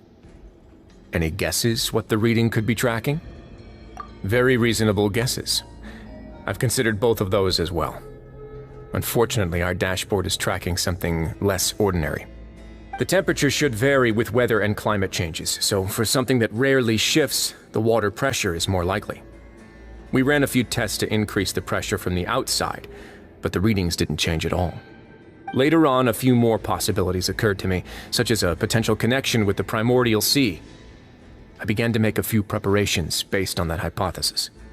Over the past few days, the needle has moved again. With that, and the symptoms that Fremine displayed after leaving the fortress, I can now confidently conclude that the readings represent the concentration of primordial seawater in the seawater nearby. The concentration of... Primordial seawater? But we're already under the sea! And that is precisely the problem.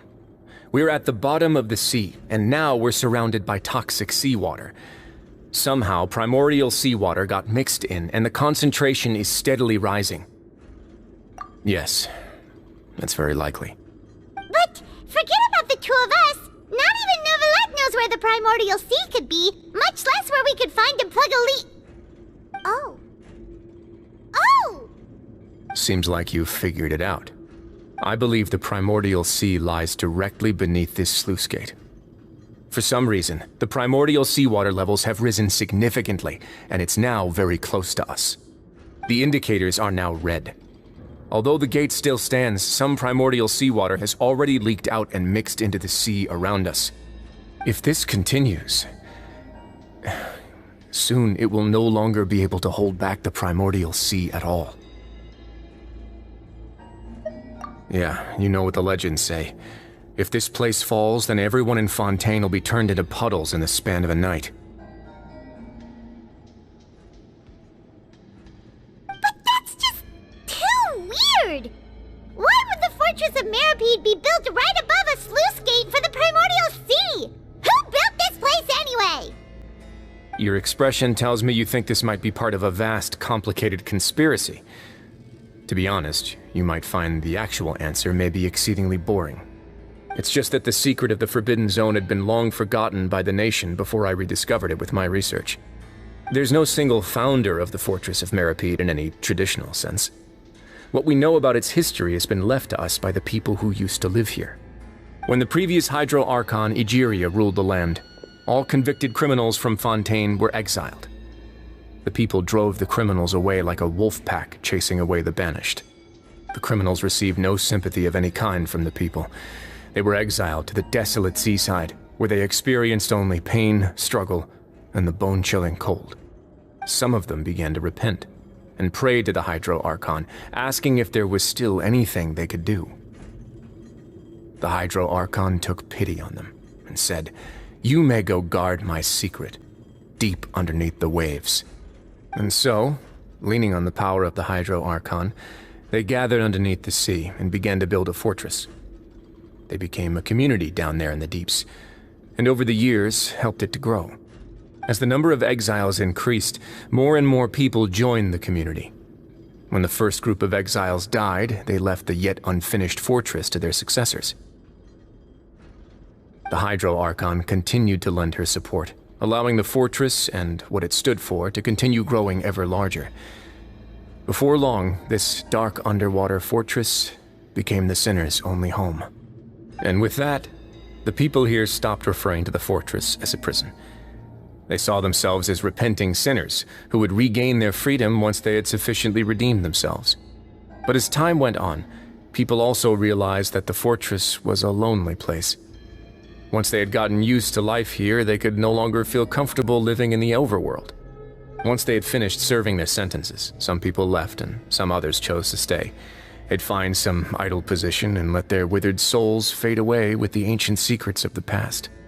After many, many centuries, few people still remember the reason for the fortress's founding. Now they just see it as an integral pillar of Fontainian society, as the place where criminals deserve to be sent.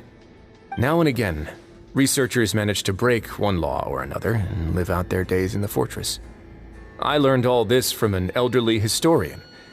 Everyone else just thought he'd made it all up. But now you know every part of that history is true. Indeed. It's just as the prophecy says. If this gate fails, then everyone will be dissolved into the sea. To be frank, not really. But sadly, that hasn't stopped this prophecy from proving all too accurate. Prophecies are troublesome things. Just hearing one will create the first wave of panic. Seeing signs of it will bring about the second, and actually witnessing it in real time, the third. Let's go somewhere else. I want to show you something. Paimon, stay. Hmm. This is it. Your Grace, perfect timing. The results from our last round of experiments have... Wait, Jurier, he's not alone! Huh? Lorvine and Jurier? No need to panic, you two. I've already told them about our plan. What? After you warned us not to tell a single soul about any of this? I'm skeptical as well. Are you sure they are trustworthy? The results speak for themselves, don't they? These two may already know more than you could ever imagine. All right then, if Your Grace insists. They seem harmless enough, so I'll trust them for now. Well, how about some reintroductions? This is Jurier, one of the highest-ranked researchers from the Fontaine Research Institute. He used to work under Edwin. I trust that you've heard of Edwin? He's the one who blew the whole institute sky high. Everyone knew he was a bit crooked in the head, but you're not local, so I guess it's possible for you not to have heard of him. Edwin's main areas of research were archeum and gravimeters. As his assistant, Jurier is quite familiar with them as well. I hired him to be my technical consultant. You want to blow up the fortress of Meripede? Ah, what a lovely idea. I'm already imagining it in my head. Gotta admit, I'm tempted as well. Guys, focus! Focus! That taskmaster over there is Miss Lorvine, and is also one of my technical consultants. While Jurier used to be Edwin's assistant, she used to be Jurier's assistant. Ooh, are they together? See, everyone keeps asking this question. Are you too sure you're not a couple and just using your work as a convenient cover? Your Grace, I am not in a relationship with this man. If I dated her, I'd officially be madder than Edwin. Jeez, forget I said anything then. Follow me. Whoa, there's another door that goes right up. Your constant amazement makes it seem like the fortress can do anything. But Paimon really thinks everything's super cool.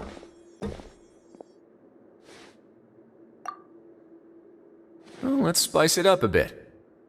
And here you go.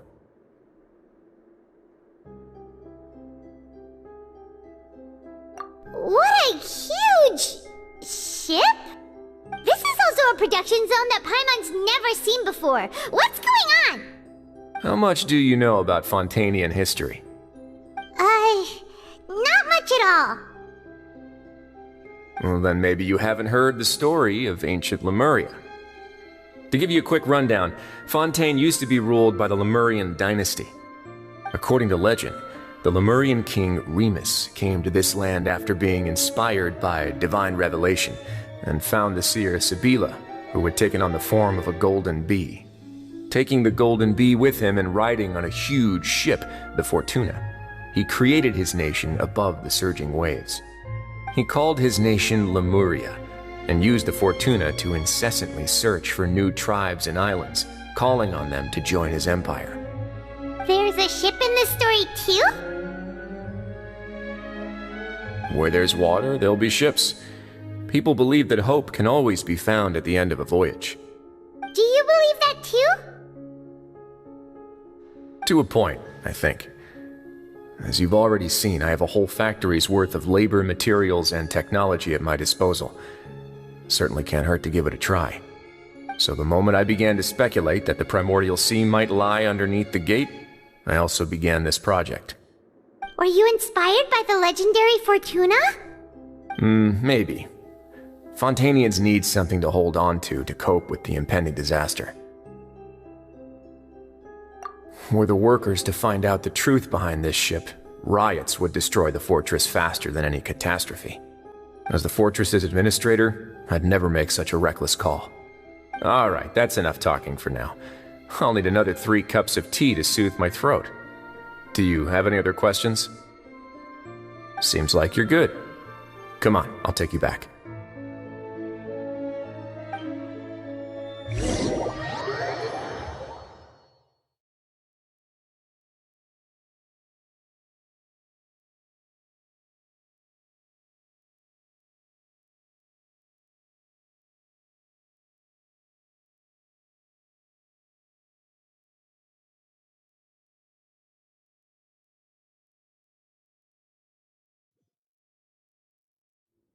I'll leave you here for now. Oh, thank you so much. No worries. But don't forget, it's up to you whether or not you want to share what you just saw. What you do from here on out will likely affect those three as well.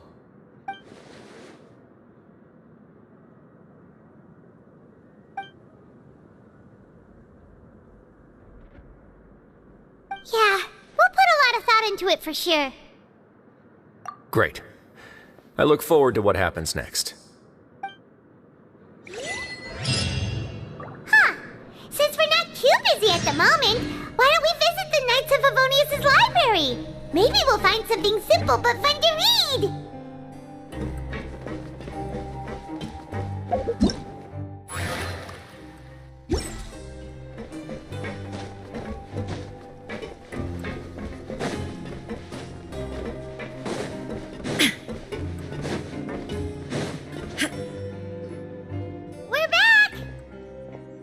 Welcome back. Do you want a cup of tea? How can you be so much like Risley, always drinking tea? Huh. Actually, now that you mention it, I just remembered something now. While I was sedated, I could still barely hear two people talking next to me. They were discussing everything, from the leaves to the water and even the teacups themselves. Must have been Risley and Sijwin. Yeah, I heard one male voice and one female, so it should have been the two of them. They really were just talking about brewing tea. I really can't make sense of this place. So, Traveler, Paimon, were you able to learn anything from Risley? Yeah, he explained everything. Very well. Then, would you mind checking your answers against my speculations? Yeah, I took the time to rest, so I'm feeling a lot more relaxed now. Nobody else is around, and Miss Sijwin is also busy with something or other, so let's just talk here.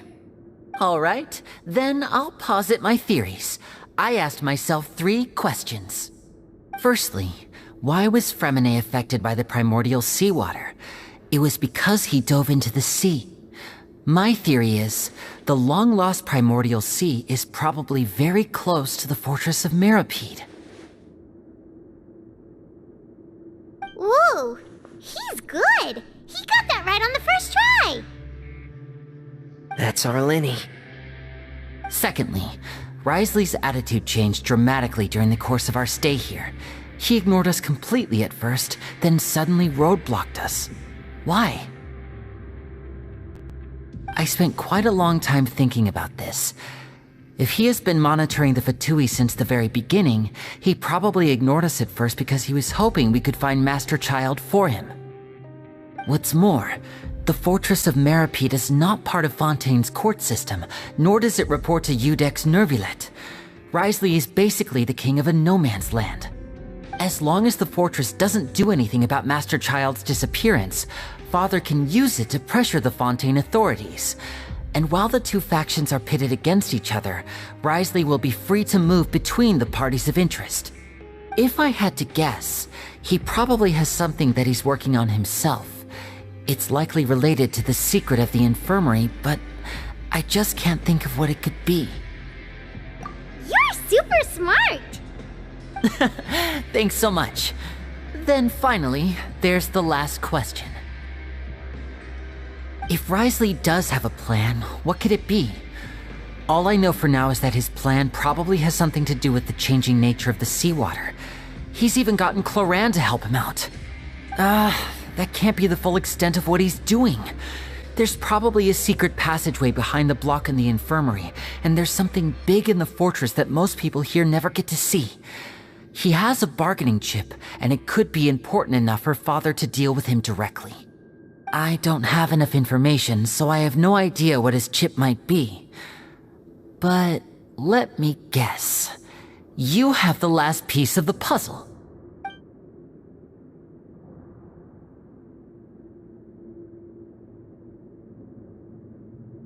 I can't believe it. The sea will engulf everyone, just like the prophecy said.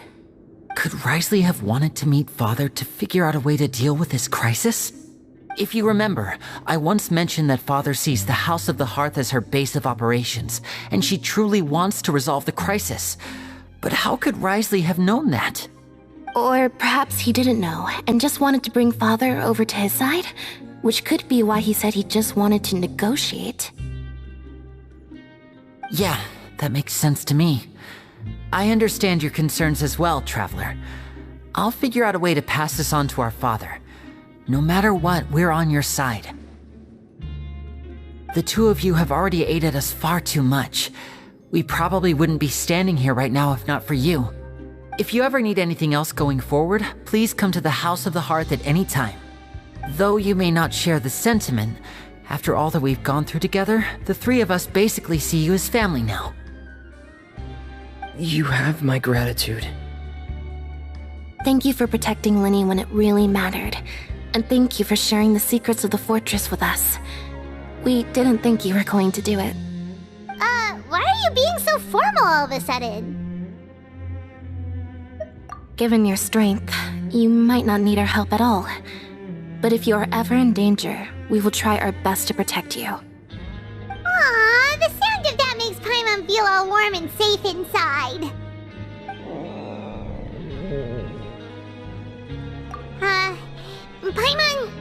Paimon's hungry. Oh, you've done so much already. Go get some food. Alright, then we'll catch you guys another time.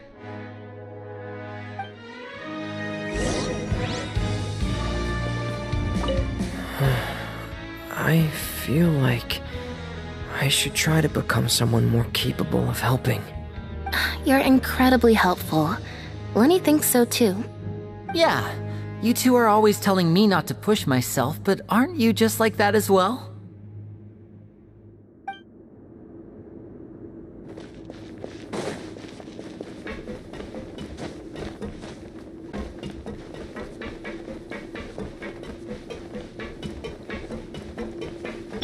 Wouldn't gliding be faster?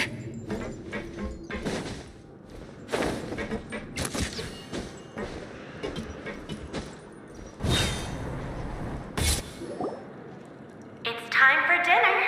Welfare meals now being served in the coupon cafeteria. Come on, let's go pick up ours as well. Traveler and Paimon, over here. Are you here for dinner too, Miss Sijwing? And I'm taking the opportunity to prepare Miss Cloran's dinner as well. Huh. You're right. She's actually sitting in the fortress cafeteria. What would you like to eat? Yep, you can. I've already talked to our chef, Mr. Wolsey. It's all on me today, so you can get whatever you'd like. Me too! Don't forget Paimon! No problem. Just leave it to me.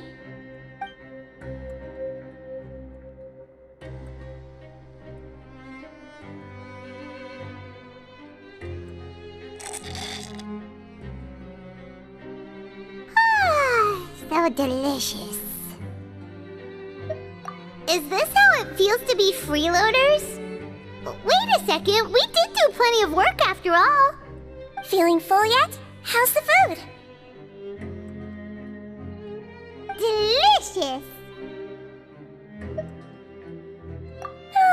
I'm so glad to see you all so happy. Oh, see, the expression on your face just now? The muscle here just moved, which suggests that you're feeling quite relaxed at the moment. Sijween, do you do this to help your patients or to better understand human beings? A bit of both, I suppose. I'm a Melazine, which means I'm very different from human beings. I must know what you're thinking if I want to take good care of you. You're really good at taking care of people. Even though you're so short, you still talk and act like an older sister. Really? You're reminded of an older sister? That's great to hear. Oh, and what did you mean back in Risley's office? When you said that you were protecting Linny and his siblings as well? Oh, that. just asked His Grace to look out for those children, especially that diver boy. I was getting a bit worried after hearing that something was wrong with the water. Thankfully, Glorand is very strong and managed to save him in the nick of time. His Grace also sealed the pipes after Glorand left, to make sure that Linne wouldn't impulsively chase after his brother. Although the path was blocked, we still stationed some guards there to stop anyone from approaching. They were instructed to only open the door once Miss Glorand had returned. Oh, and I was keeping an eye on Mr. Linne as well.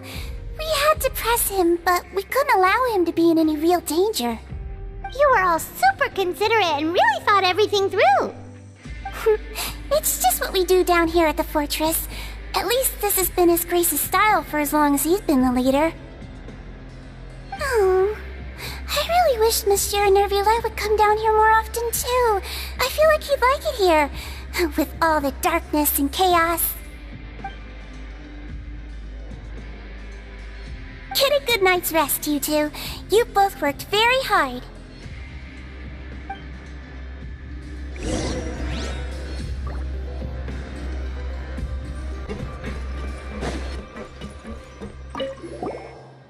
Glorand!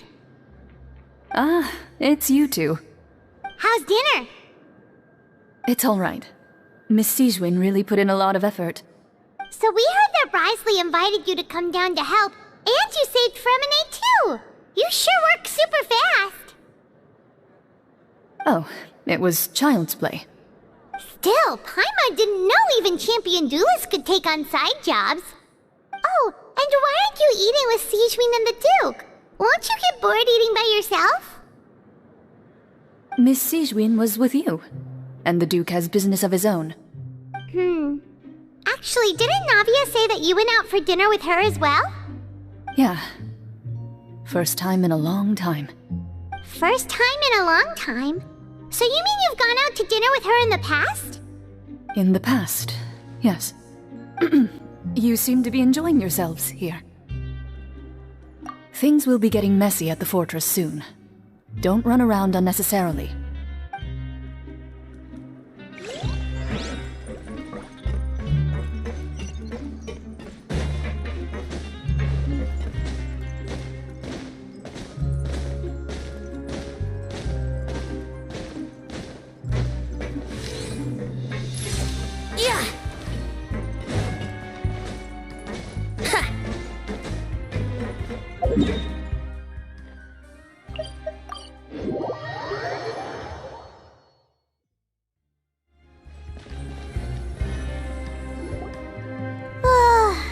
Has happened.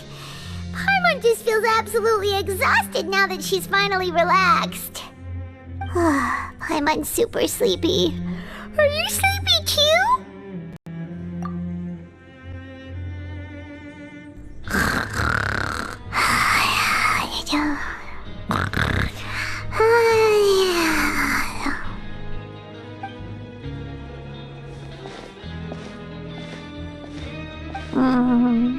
Delicious.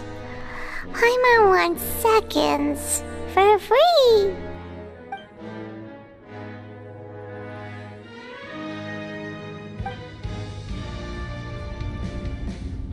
Out of my way! Get out of my way! What happened? Why is everyone running? No idea, but something must have happened. Stop asking!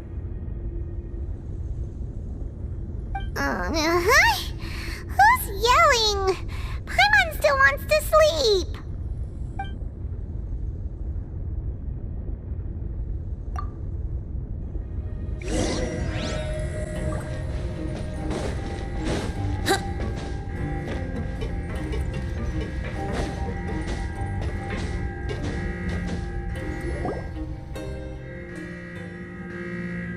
What happened? Why is everyone running around? Hey! What are you doing? No time to explain, mate. Goodbye! Hey! Wait! What's wrong with these people? They won't even talk to us. They're here! There you are! Oh, thank goodness! Are we still in Lava Room? down! Do you know what happened here? We came here especially to inform you. Something seems to have gone terribly wrong just now. His Grace is telling everyone to evacuate and get out of here.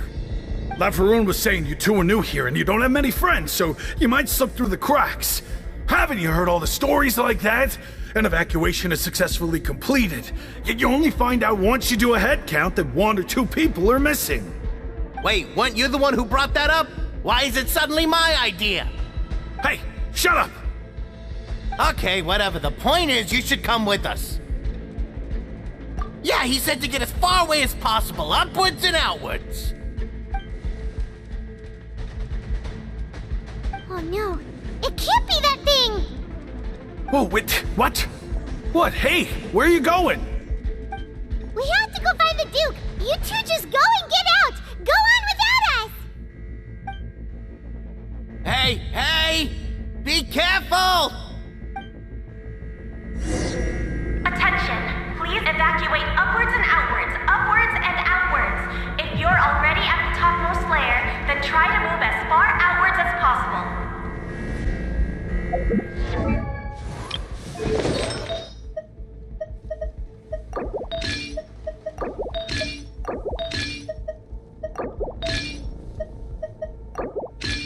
Attention! Please evacuate upwards and outwards, upwards and outwards. If you're already at the topmost layer, then try to move as far outwards as possible.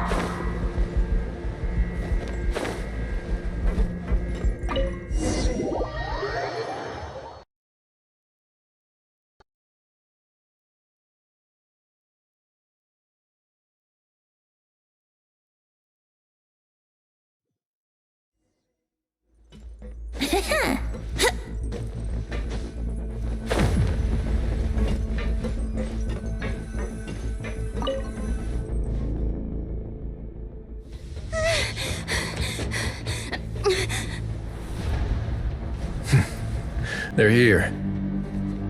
Just like I said. What happened? Huh.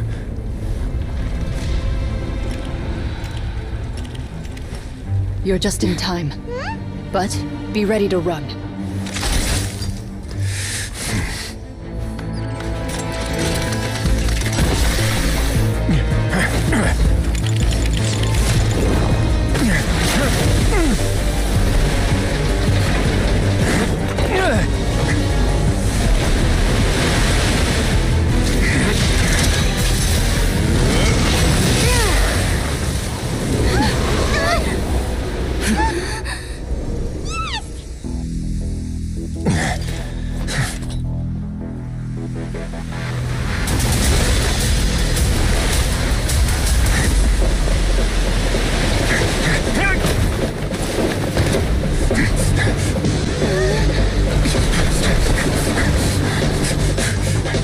Three, 2, 1.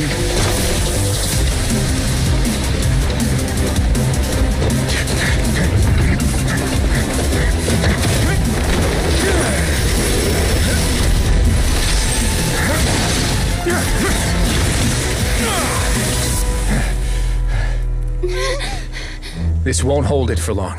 Find Neuvillette. Tell him the defenses are about to collapse. Then what will happen to you? Until he arrives, we're the last line of defense.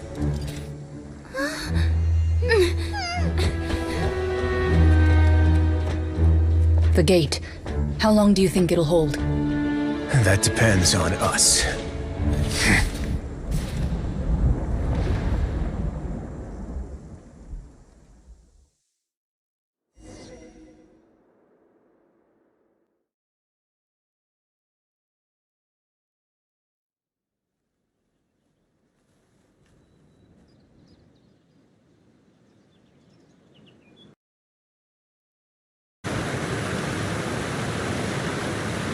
Neuvillette? Why are you here?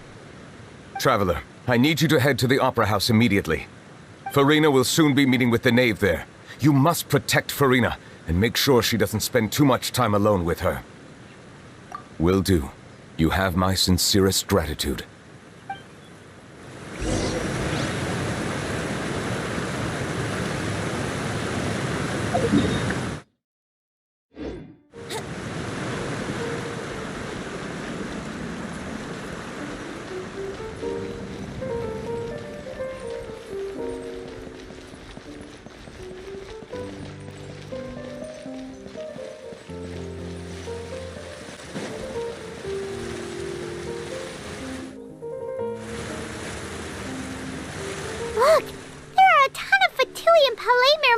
people over there.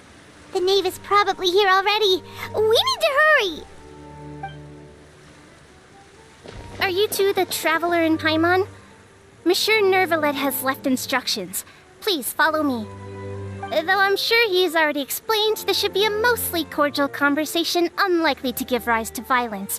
But it would be most appreciated if you could protect Lady Farina to the best of your abilities.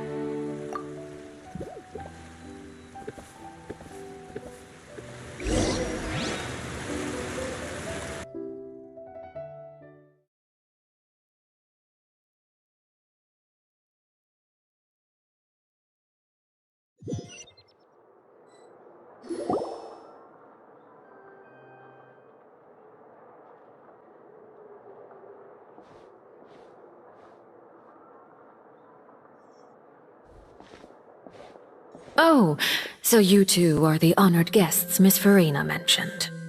Of course, of course! How could they not attend a meeting such as this? I must always have 2 or more guests at my dessert table. Otherwise, the occasion would be too lonely and unbecoming of my station. It is my pleasure to make your acquaintance, traveler. I have heard much of your accomplishments. I am the Knave, one of the 11 Fatui Harbingers.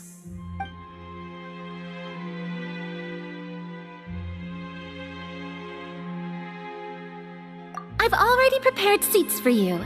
Come, sit beside me. Perhaps you two are unaware of how Miss Farina and I do things. You see, we actually recently agreed to get together for tea when we had the time. See this? This is a limited type of confectionery that Miss Farina simply adores. There are only 16 slices sold every day.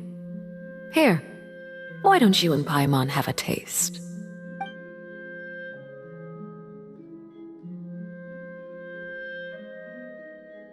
Traveler, what do you think of this cake? That's good to hear. So what Child said was on the mark after all. You do share a taste in desserts with Farina and I.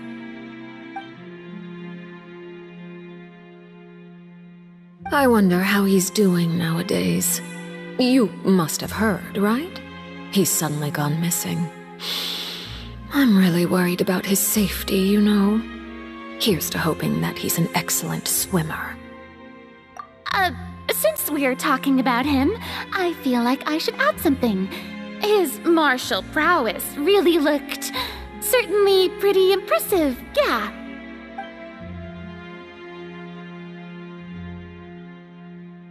Oh, so you're also familiar with his aptitude for fighting, Miss Farina. Oh, right. I almost forgot. Child was subdued by Udex Nuvillette right in front of you. Against ordinary people, my colleague would never be on the back foot. But alas, he just never imagined he'd run into such a person. I must express my admiration for Monsieur Nuvillette. Coming from you, that's not surprising at all. But I thought you would be happier to hear the news. Of course, but it's still a bit of a shame. You see, I would have been far happier had I received this news somewhat earlier. As you well know, a long time has passed since Child disappeared.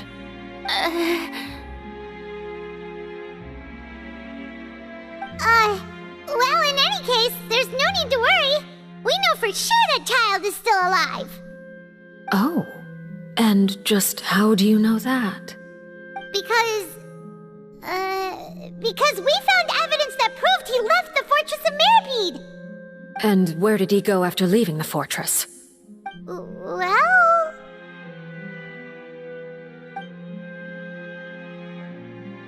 The Fortress of Meripede lies deep beneath the waves. Unless he pranced right out of the main gate, he must have had to swim for it. Do you have any proof that he surfaced safely?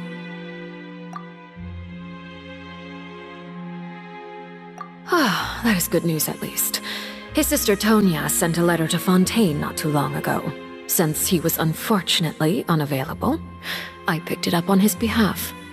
Do you have any idea how he usually writes back to his family?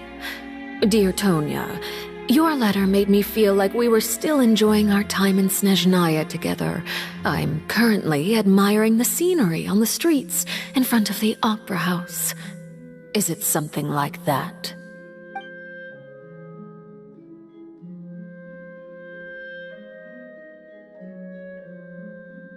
All letters tend to follow the same few formats anyway, right? As long as the contents are accurate, it doesn't matter so much how it's written or how it's worded. Huh? Hold on. The water in the teacup is shaking. I suppose this is also a sign of things to come, Miss Farina. Huh? I don't quite understand what you're trying to say. Have we entered into the next stage of the prophecy?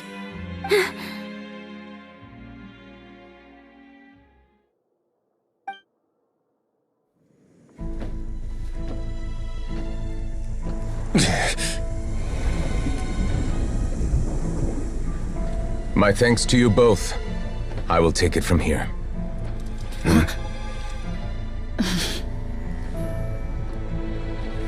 Sure you don't need a hand? Quite sure. Wow. So, what's your secret, huh? Let me guess. Nah, who knows? Maybe it's just your sense of responsibility. Sounds about right.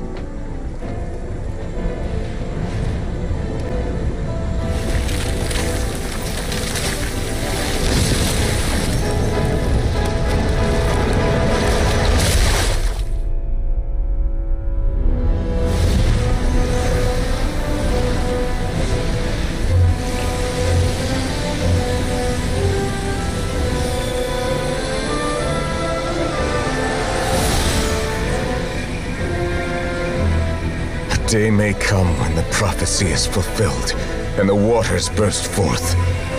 But it is not this day! This ancient power could easily obliterate an entire race. A tsunami of fury would unleash endless catastrophe.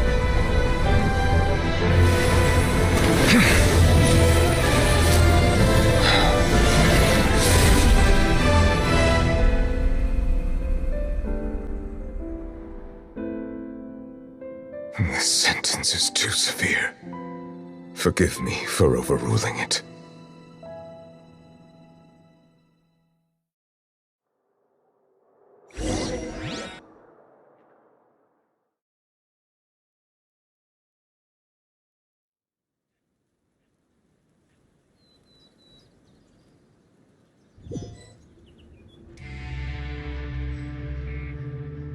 All right.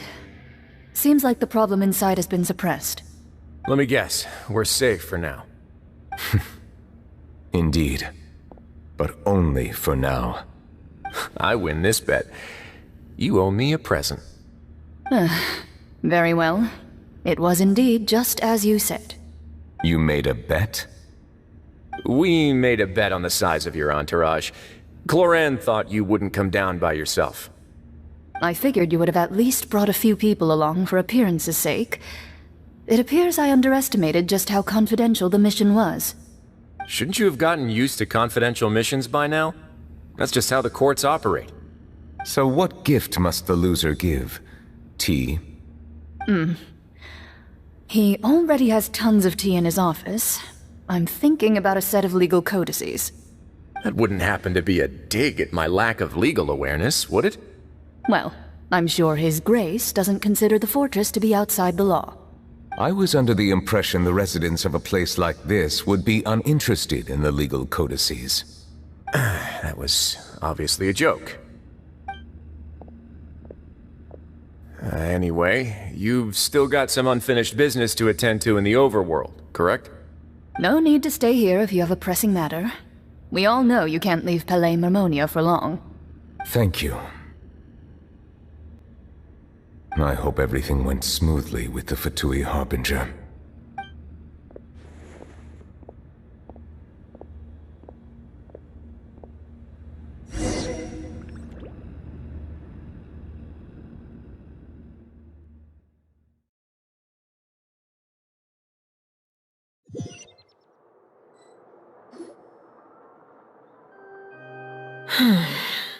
I must say, we've spent long enough playing house. Miss Farina, as the Hydro Archon, I am sure you understand the exact meaning of the phenomenon we just witnessed. Or should I say, that's what I originally thought. But looking at your expression, was I wrong? And you haven't a clue? What are you trying to say? At this point, I don't think there's any more need to speak as diplomatic representatives. Allow me to speak to you now as just a Fontanian.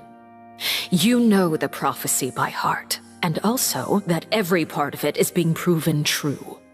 Yet, here you are relaxing, drinking tea, and eating desserts as if it's all nothing more than a few stray bugs in your garden. Do you really think that's acceptable? The prophecy's hanging above our necks like a guillotine. Every faction is looking for a way to either avert the disaster or save their own. Even the orphans of the House of the Hearth have devoted everything to saving their homeland. But you?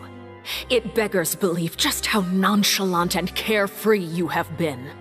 From the very beginning, you, the god Focalor, you have utterly failed to take action. You're wrong.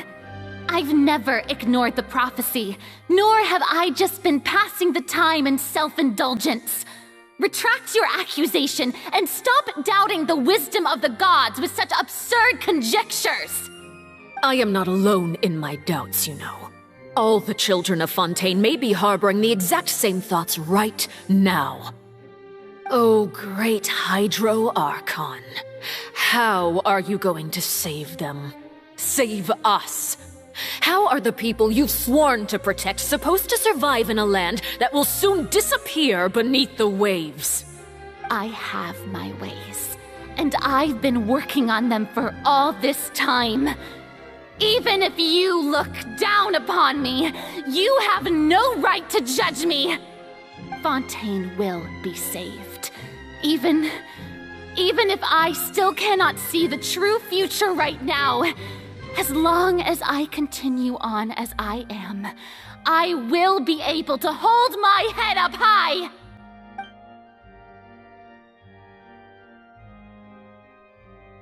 Then I ask you, Miss Farina, just what have you been working on? Where can we see it, and what is it doing to help?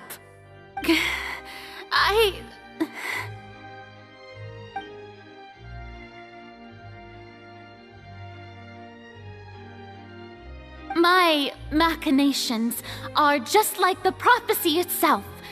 They will only reveal themselves at the fated time. It is just that beings like yourselves are unable to perceive them as of yet. I see. As a god, the proof of your labor always lies beyond prying mortal eyes. Allow me to be so bold as to ask another way.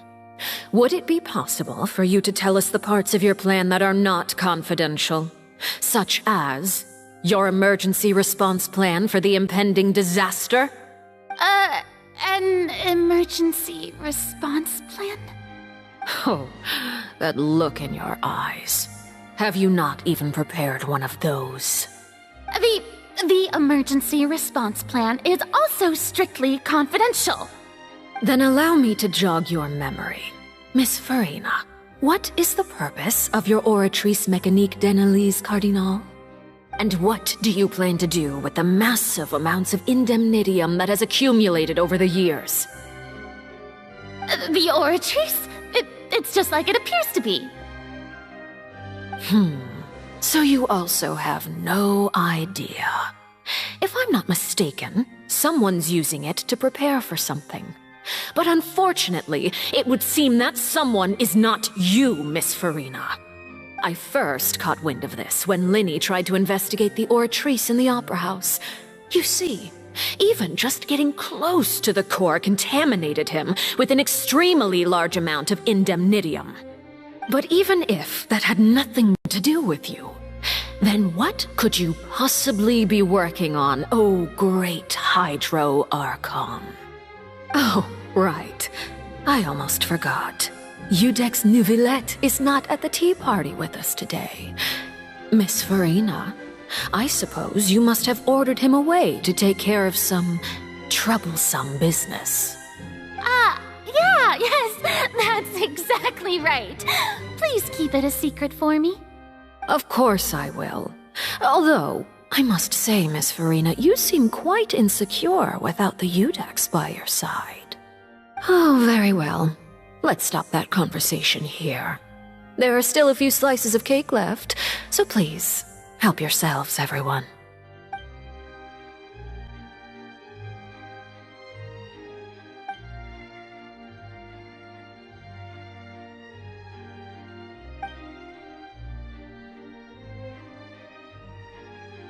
Traveler, I heard that you were recently commissioned to handle a few matters on behalf of the Udex.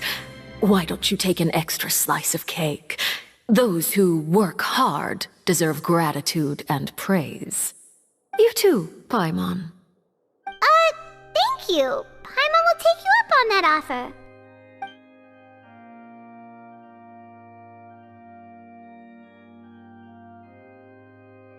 Oh, Paimon's super full. That cake was great. If it's on my tea table, it must be of the highest quality. Yes, and we must thank the knave for bringing these over as well. You're welcome. I'm sure the cake also felt greatly honored to be featured at Miss Farina's table, and I was merely catering to Miss Farina's tastes, seeking a chance to chat over tea. It is getting late. Why don't we call it a day? There are still a few matters that I need to take care of, so I must take my leave now. Very well. We'll end it here. Mind seeing me off, Traveler? We could use the opportunity to discuss Child before I must be on my way. Paimon's coming too!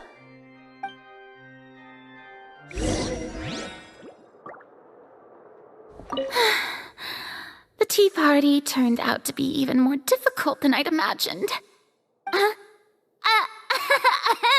Why are you looking at me like that? Is something the matter? If there's nothing urgent, then I shall be retiring for now.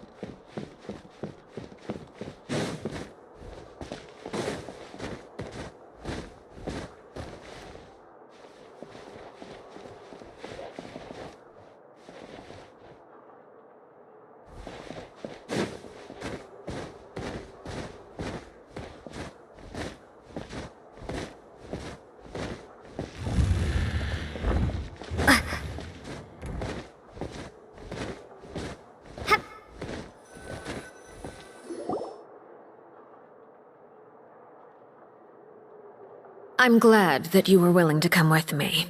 Of course, Child was just an excuse. I have no interest in your dealings with him. That's what Paimon thought.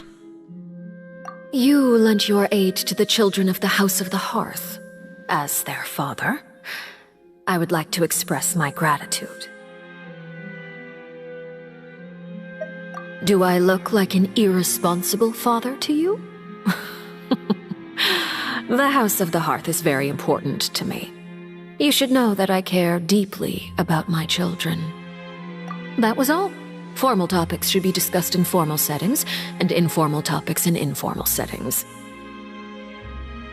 I know you just returned from the fortress of Meripede. Relax. I have no intention of trying to get anything out of you. Linny, Lynette, and Fremine are still there, and I trust their judgment and abilities. They've all been working very hard and have always done all they can to fight back against anyone who tried to stop them, especially Linny. You mean Ridesley. He's a tricky one to deal with. It's unfortunate that Linny's so eager to prove himself that he can't learn to rely on others, including me. By the way, and you can just consider this a bit of idle gossip, but what's your impression of Farina?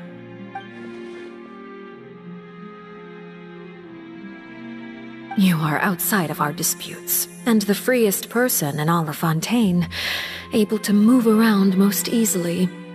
Allow me to share my perspective with you. And that's everything that happened during the trial. Master Child was declared guilty and immediately transported to the Fortress of Meropide. Didn't he say he was coming here on vacation? Does he not feel an ounce of shame for all the trouble he has caused?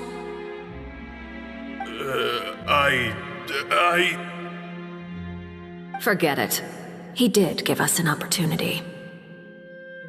I will be meeting someone shortly. Do you require help with any preparations? No need. I will take care of it myself. I need to meet with Farina, the Hydro Archon. She is at the heart of Fontaine.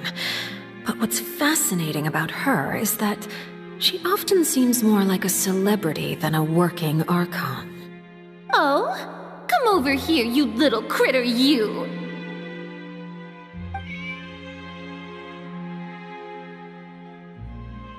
You dare to run from me? Stop right this instant! My goal is just to discover the location of the Gnosis. But I didn't expect the chance to approach Farina to be handed to me on a silver platter. This is so easy, it's actually making me a bit suspicious. Anything left unguarded is usually just bait. But no one will blame someone for taking the bait. After all, from the moment it was attached to the hook, the bait is meant to be sacrificed. It's just as I guessed in the second before I struck. The Hydronosis is not currently held by the Archon. In fact, this Archon doesn't seem like a god at all. And I sense that she's under some kind of curse. Who are you? And what are you trying to do? Please don't kill me! I'm begging you, please! The fear in her pupils is genuine, so perhaps she's not bait after all. Either way, targeting her has lost all meaning. I left the scene with ease. Nobody came looking for me, and nobody could serve as a witness to my near assassination of Focalor. I suspect even Farina dares not mention this incident to anyone. Not long after, my informants confirmed what I had guessed. After returning to her quarters, Farina quietly cried alone. She was so scared that she could not sleep that night, nor could she even bring herself to eat her cake. There's no doubt that there's something wrong with her. I began to entertain the possibility that she is not the true Hydro Archon. Perhaps Iudex Neuvillette is actually the genuine article. I have to find the Gnosis. If the Neuvillette hypothesis is correct, he is probably in possession of it. Alternatively, it might have been hidden in a place that's hard for ordinary people to access. Yes, Father. My dear children, please speak. News from the Fortress of Meropide. Master Child has gone missing. On top of that, the contacts and guards we bribed at the fortress have all gone quiet as well. Probably the handiwork of that Ridesley. I'm afraid so. This is a good opportunity. The value of a Harbinger is much higher than most would imagine. We now have an excuse to exert diplomatic pressure on the Fontaine authorities. Set up a meeting for me. I would like to meet the Hydro Archon and Iudex Neuvillette. Oh, and I have an additional mission for you three. Yes, Father. Tartaglia's disappearance was not a part of my plan, but I can use it to make a breakthrough. With this as my excuse, I can ask for an official audience and continue my investigation of Farina and Iudex Neuvillette. The initiative belongs to the House of the Hearth. My wish to investigate the Fortress of Meropide will be a front. Linny and his group will be responsible for the actual intelligence gathering.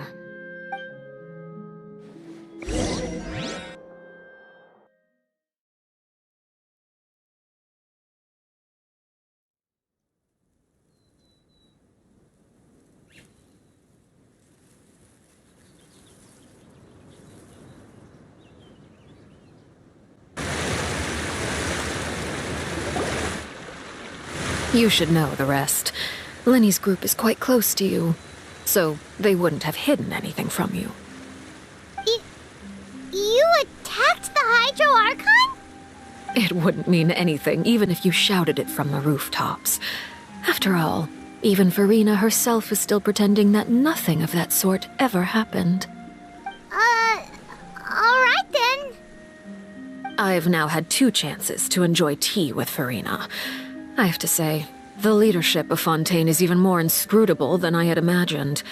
I once surmised that Iudex Neuvillette must be the Hydro Archon, but now, that doesn't seem right to me either. I am a servant of Her Majesty the Tsaritsa.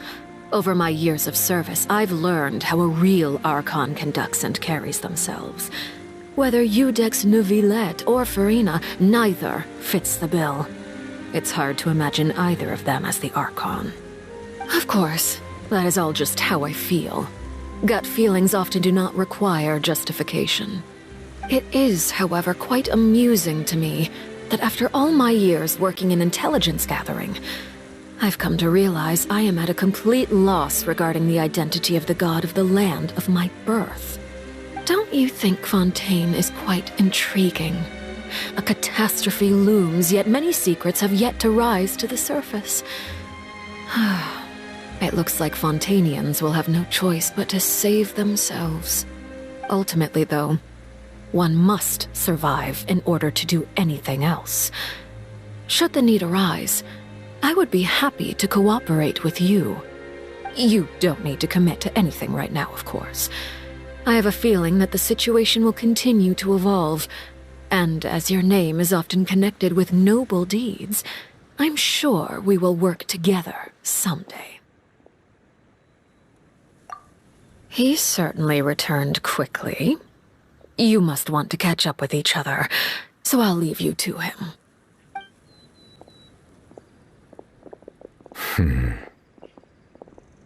Neuvillette, is it over? For now, yes. But this issue will prove quite thorny in the long term. I'm concerned that sooner or later the prophesized events will occur. Thank you for protecting Farina. To put it simply, I used my power to force back the Primordial Sea and reseal the sluice gate.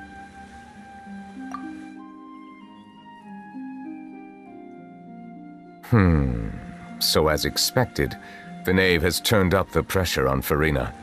She's trying to feel her out, though I'm still unsure as to her motives.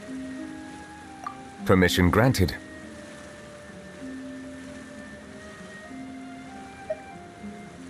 Whoa.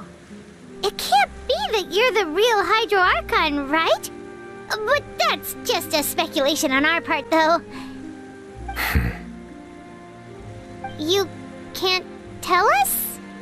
Then that's okay. We can talk about something else. We won't try to force you. You guys in Fontaine are super strange. If by the phrase, you guys, you are referring to Farina and I, then although I'm not sure just what you are trying to imply, I must clarify that I do not share her positions on a multitude of topics. I believe so. The fortress has a long and complex history. It has seen much grief and suffering. And now, another catastrophe will soon be upon us. I mourn this turn of events. Huh? Why is it raining all of a sudden?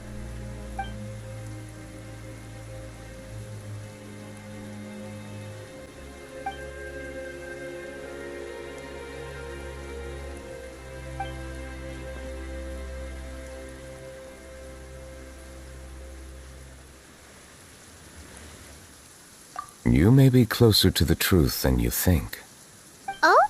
And what are you thinking? The dragon of... what? Huh? Please do not be so surprised. Farina?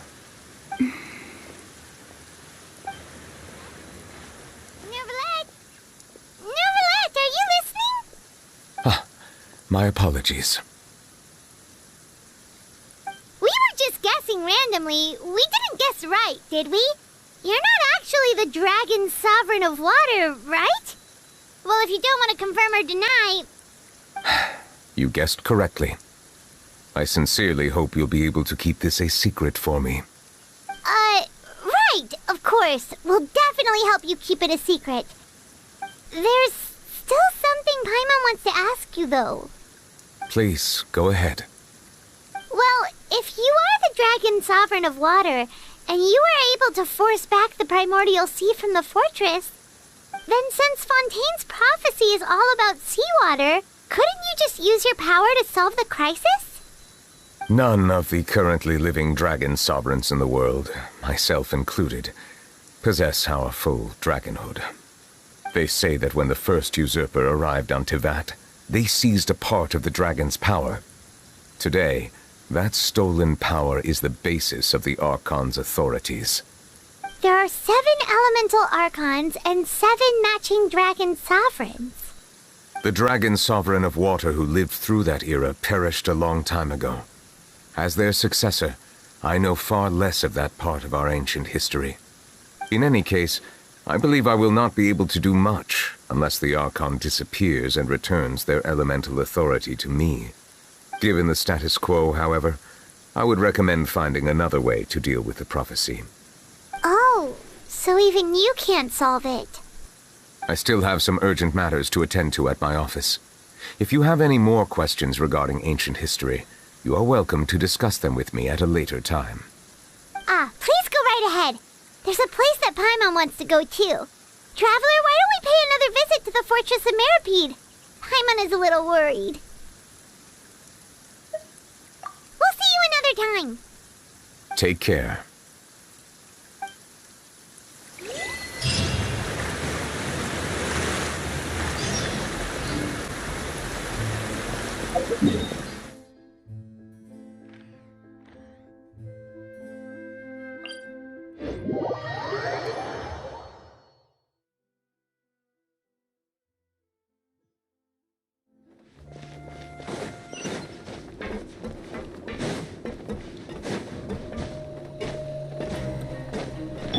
Wouldn't gliding be faster? Yahoo!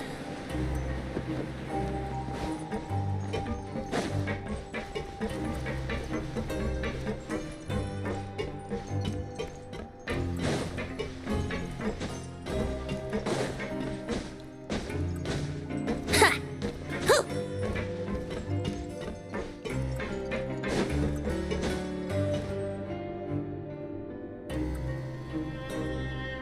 Now guess, what suit will this next card be? A bare-teeth cat? Well, well, look who it is. Traveler, Paimon. Hello, everyone. Looks like you're recovering nicely from it, eh? Mm-hmm. Thanks to everyone's support. Oh, right.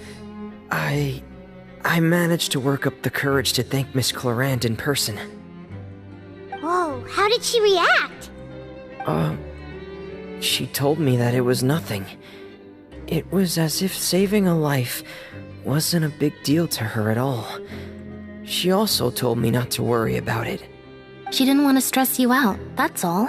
She's right, and it's best not to dwell on it. Yeah. Okay, but check this out. We went back to the Opera House and we met the knave. You met Father? Did she say anything to you? She said a few things that were, a bit hard to understand. And also that she's looking forward to working with us in the future. Her attitude towards you is even better than what we'd imagined. That's fantastic. You should believe her. She has her own way of doing things, and she'll do everything in her power to help those she considers close, which now might also include you. Mm-hmm. Father is very capable, and also trustworthy. Oh, Paimon just remembered that she thought Linny was a bit too proud as well. She said that you should learn how to rely on others sometimes. Got it. Huh. That does sound like something that Father would say. Hey! Are you going to stay here for the next few days? Looks like it, yeah. Excellent. I will host a tea party. For real? Then Paimon wants another serving of cake. Another implies that you were already served some delicious cake while you were up there. How lovely. Well, next time, you're going to have tea and snacks with us.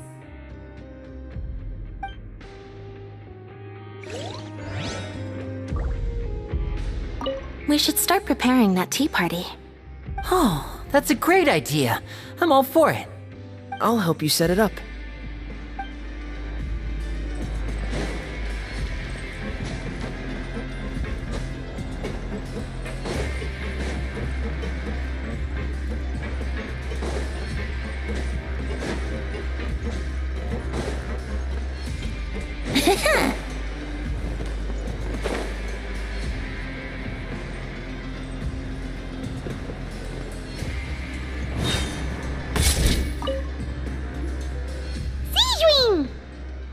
Traveler, Paimon, you're back!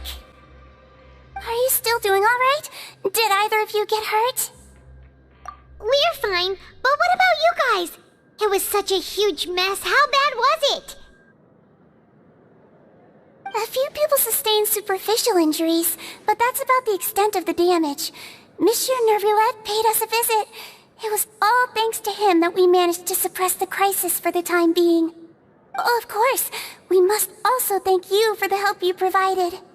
How did Nervulette know that he was needed here? Well, Monsieur Nervulette has strong resonance with the hydro element. When the water level rises, he can feel the waves produced. I ran into the bombshell bros while bandaging the injuries of the wounded. They were mumbling the whole time about how you just ran down without a word. I'm so relieved to see that you're both alright. If you're not too pressed for time, please stay with us a few more days. Just let me know if you get a craving for any particular dish, so I can have Mr. Walsey get your meals prepared. Oh, and please feel free to visit the infirmary for a break at any time. I'd like to take the opportunity to spend some more time observing your facial muscles as well. Your happy smiles are quite contagious, you know. They're so memorable, and I've missed them immensely while you were gone.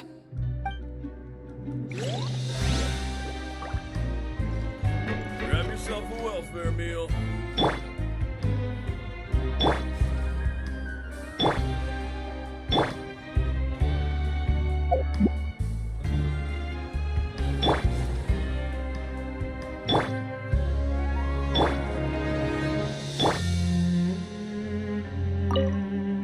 If you can find the time, please stay at the fortress for just a while longer.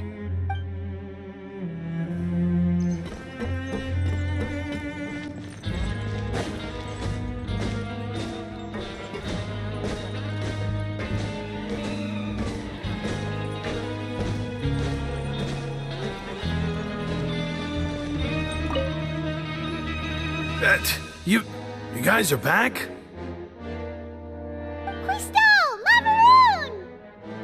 You guys didn't get caught and thrown back down here, right? Huh? No, not at all.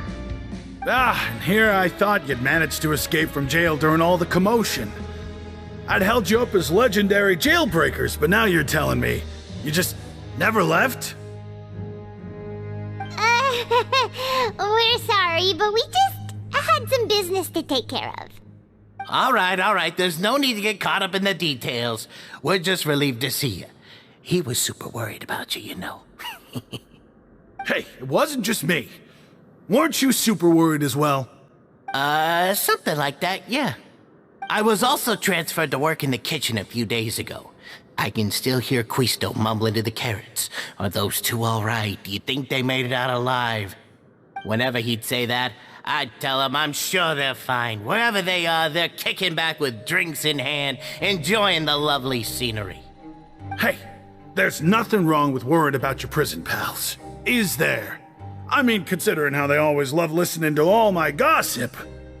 These two, they sure are a lot warmer and friendlier than when Paimon first met them.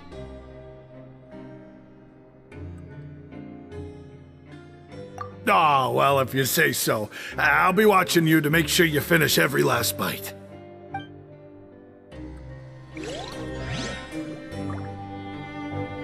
Hey, why don't we have a meal with those two one of these days? You want to cook for them yourself? Why not? Good chance to show them what I can do.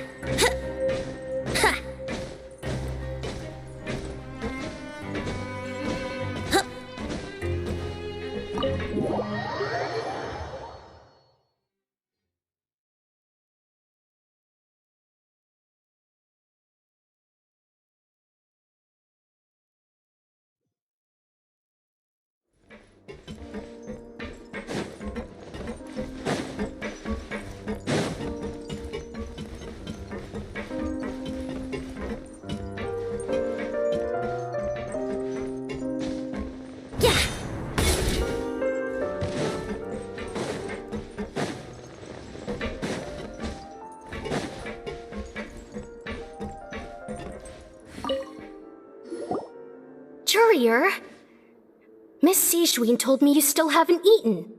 Yeah, I was working on something, so I forgot. That's no excuse for...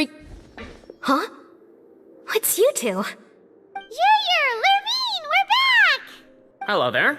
It's been quite the mess here recently. How have you been? And you? Are you still taking the secret passageway from the infirmary to work on the ship? Yep. That is still top secret, though, so don't say a word to anyone.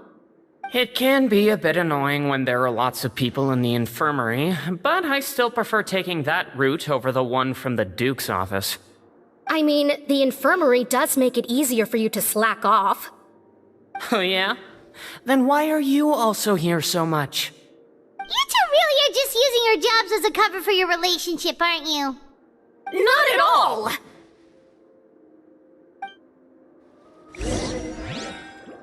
Courier, the rumors about us are literally everywhere now. Please do something about it. But it's not like I caused them by myself. All right. I'll try to do something about it when I can find the time.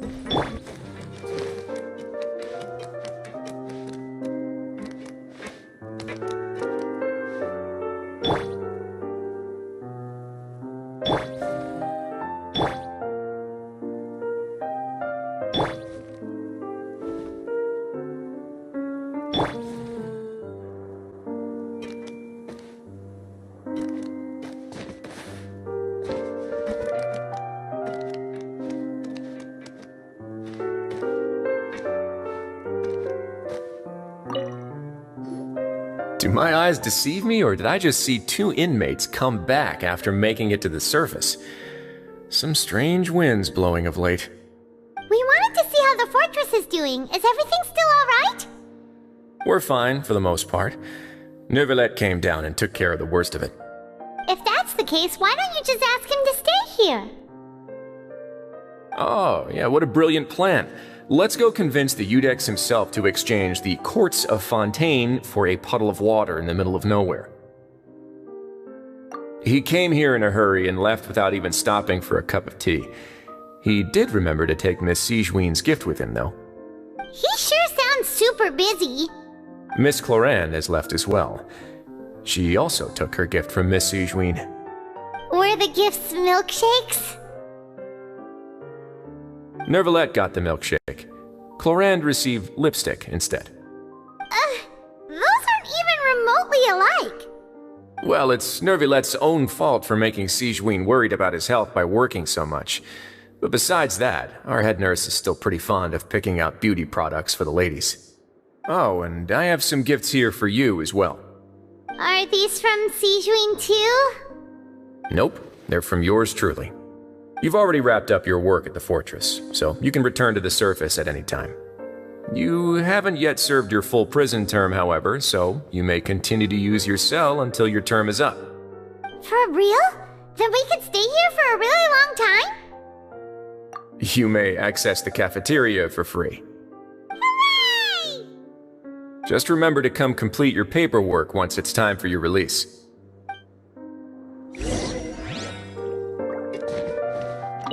Your file can't be closed until we've completed your paperwork, so don't forget to come find me again when you're done serving your sentence.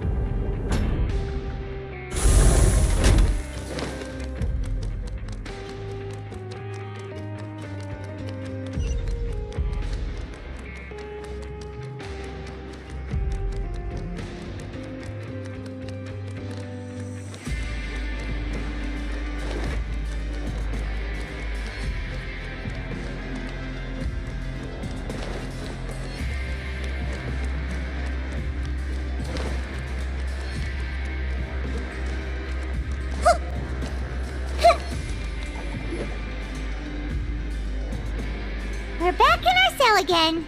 We're no longer prisoners, though, so it really doesn't feel the same. Being free sure feels pretty special now. Huh?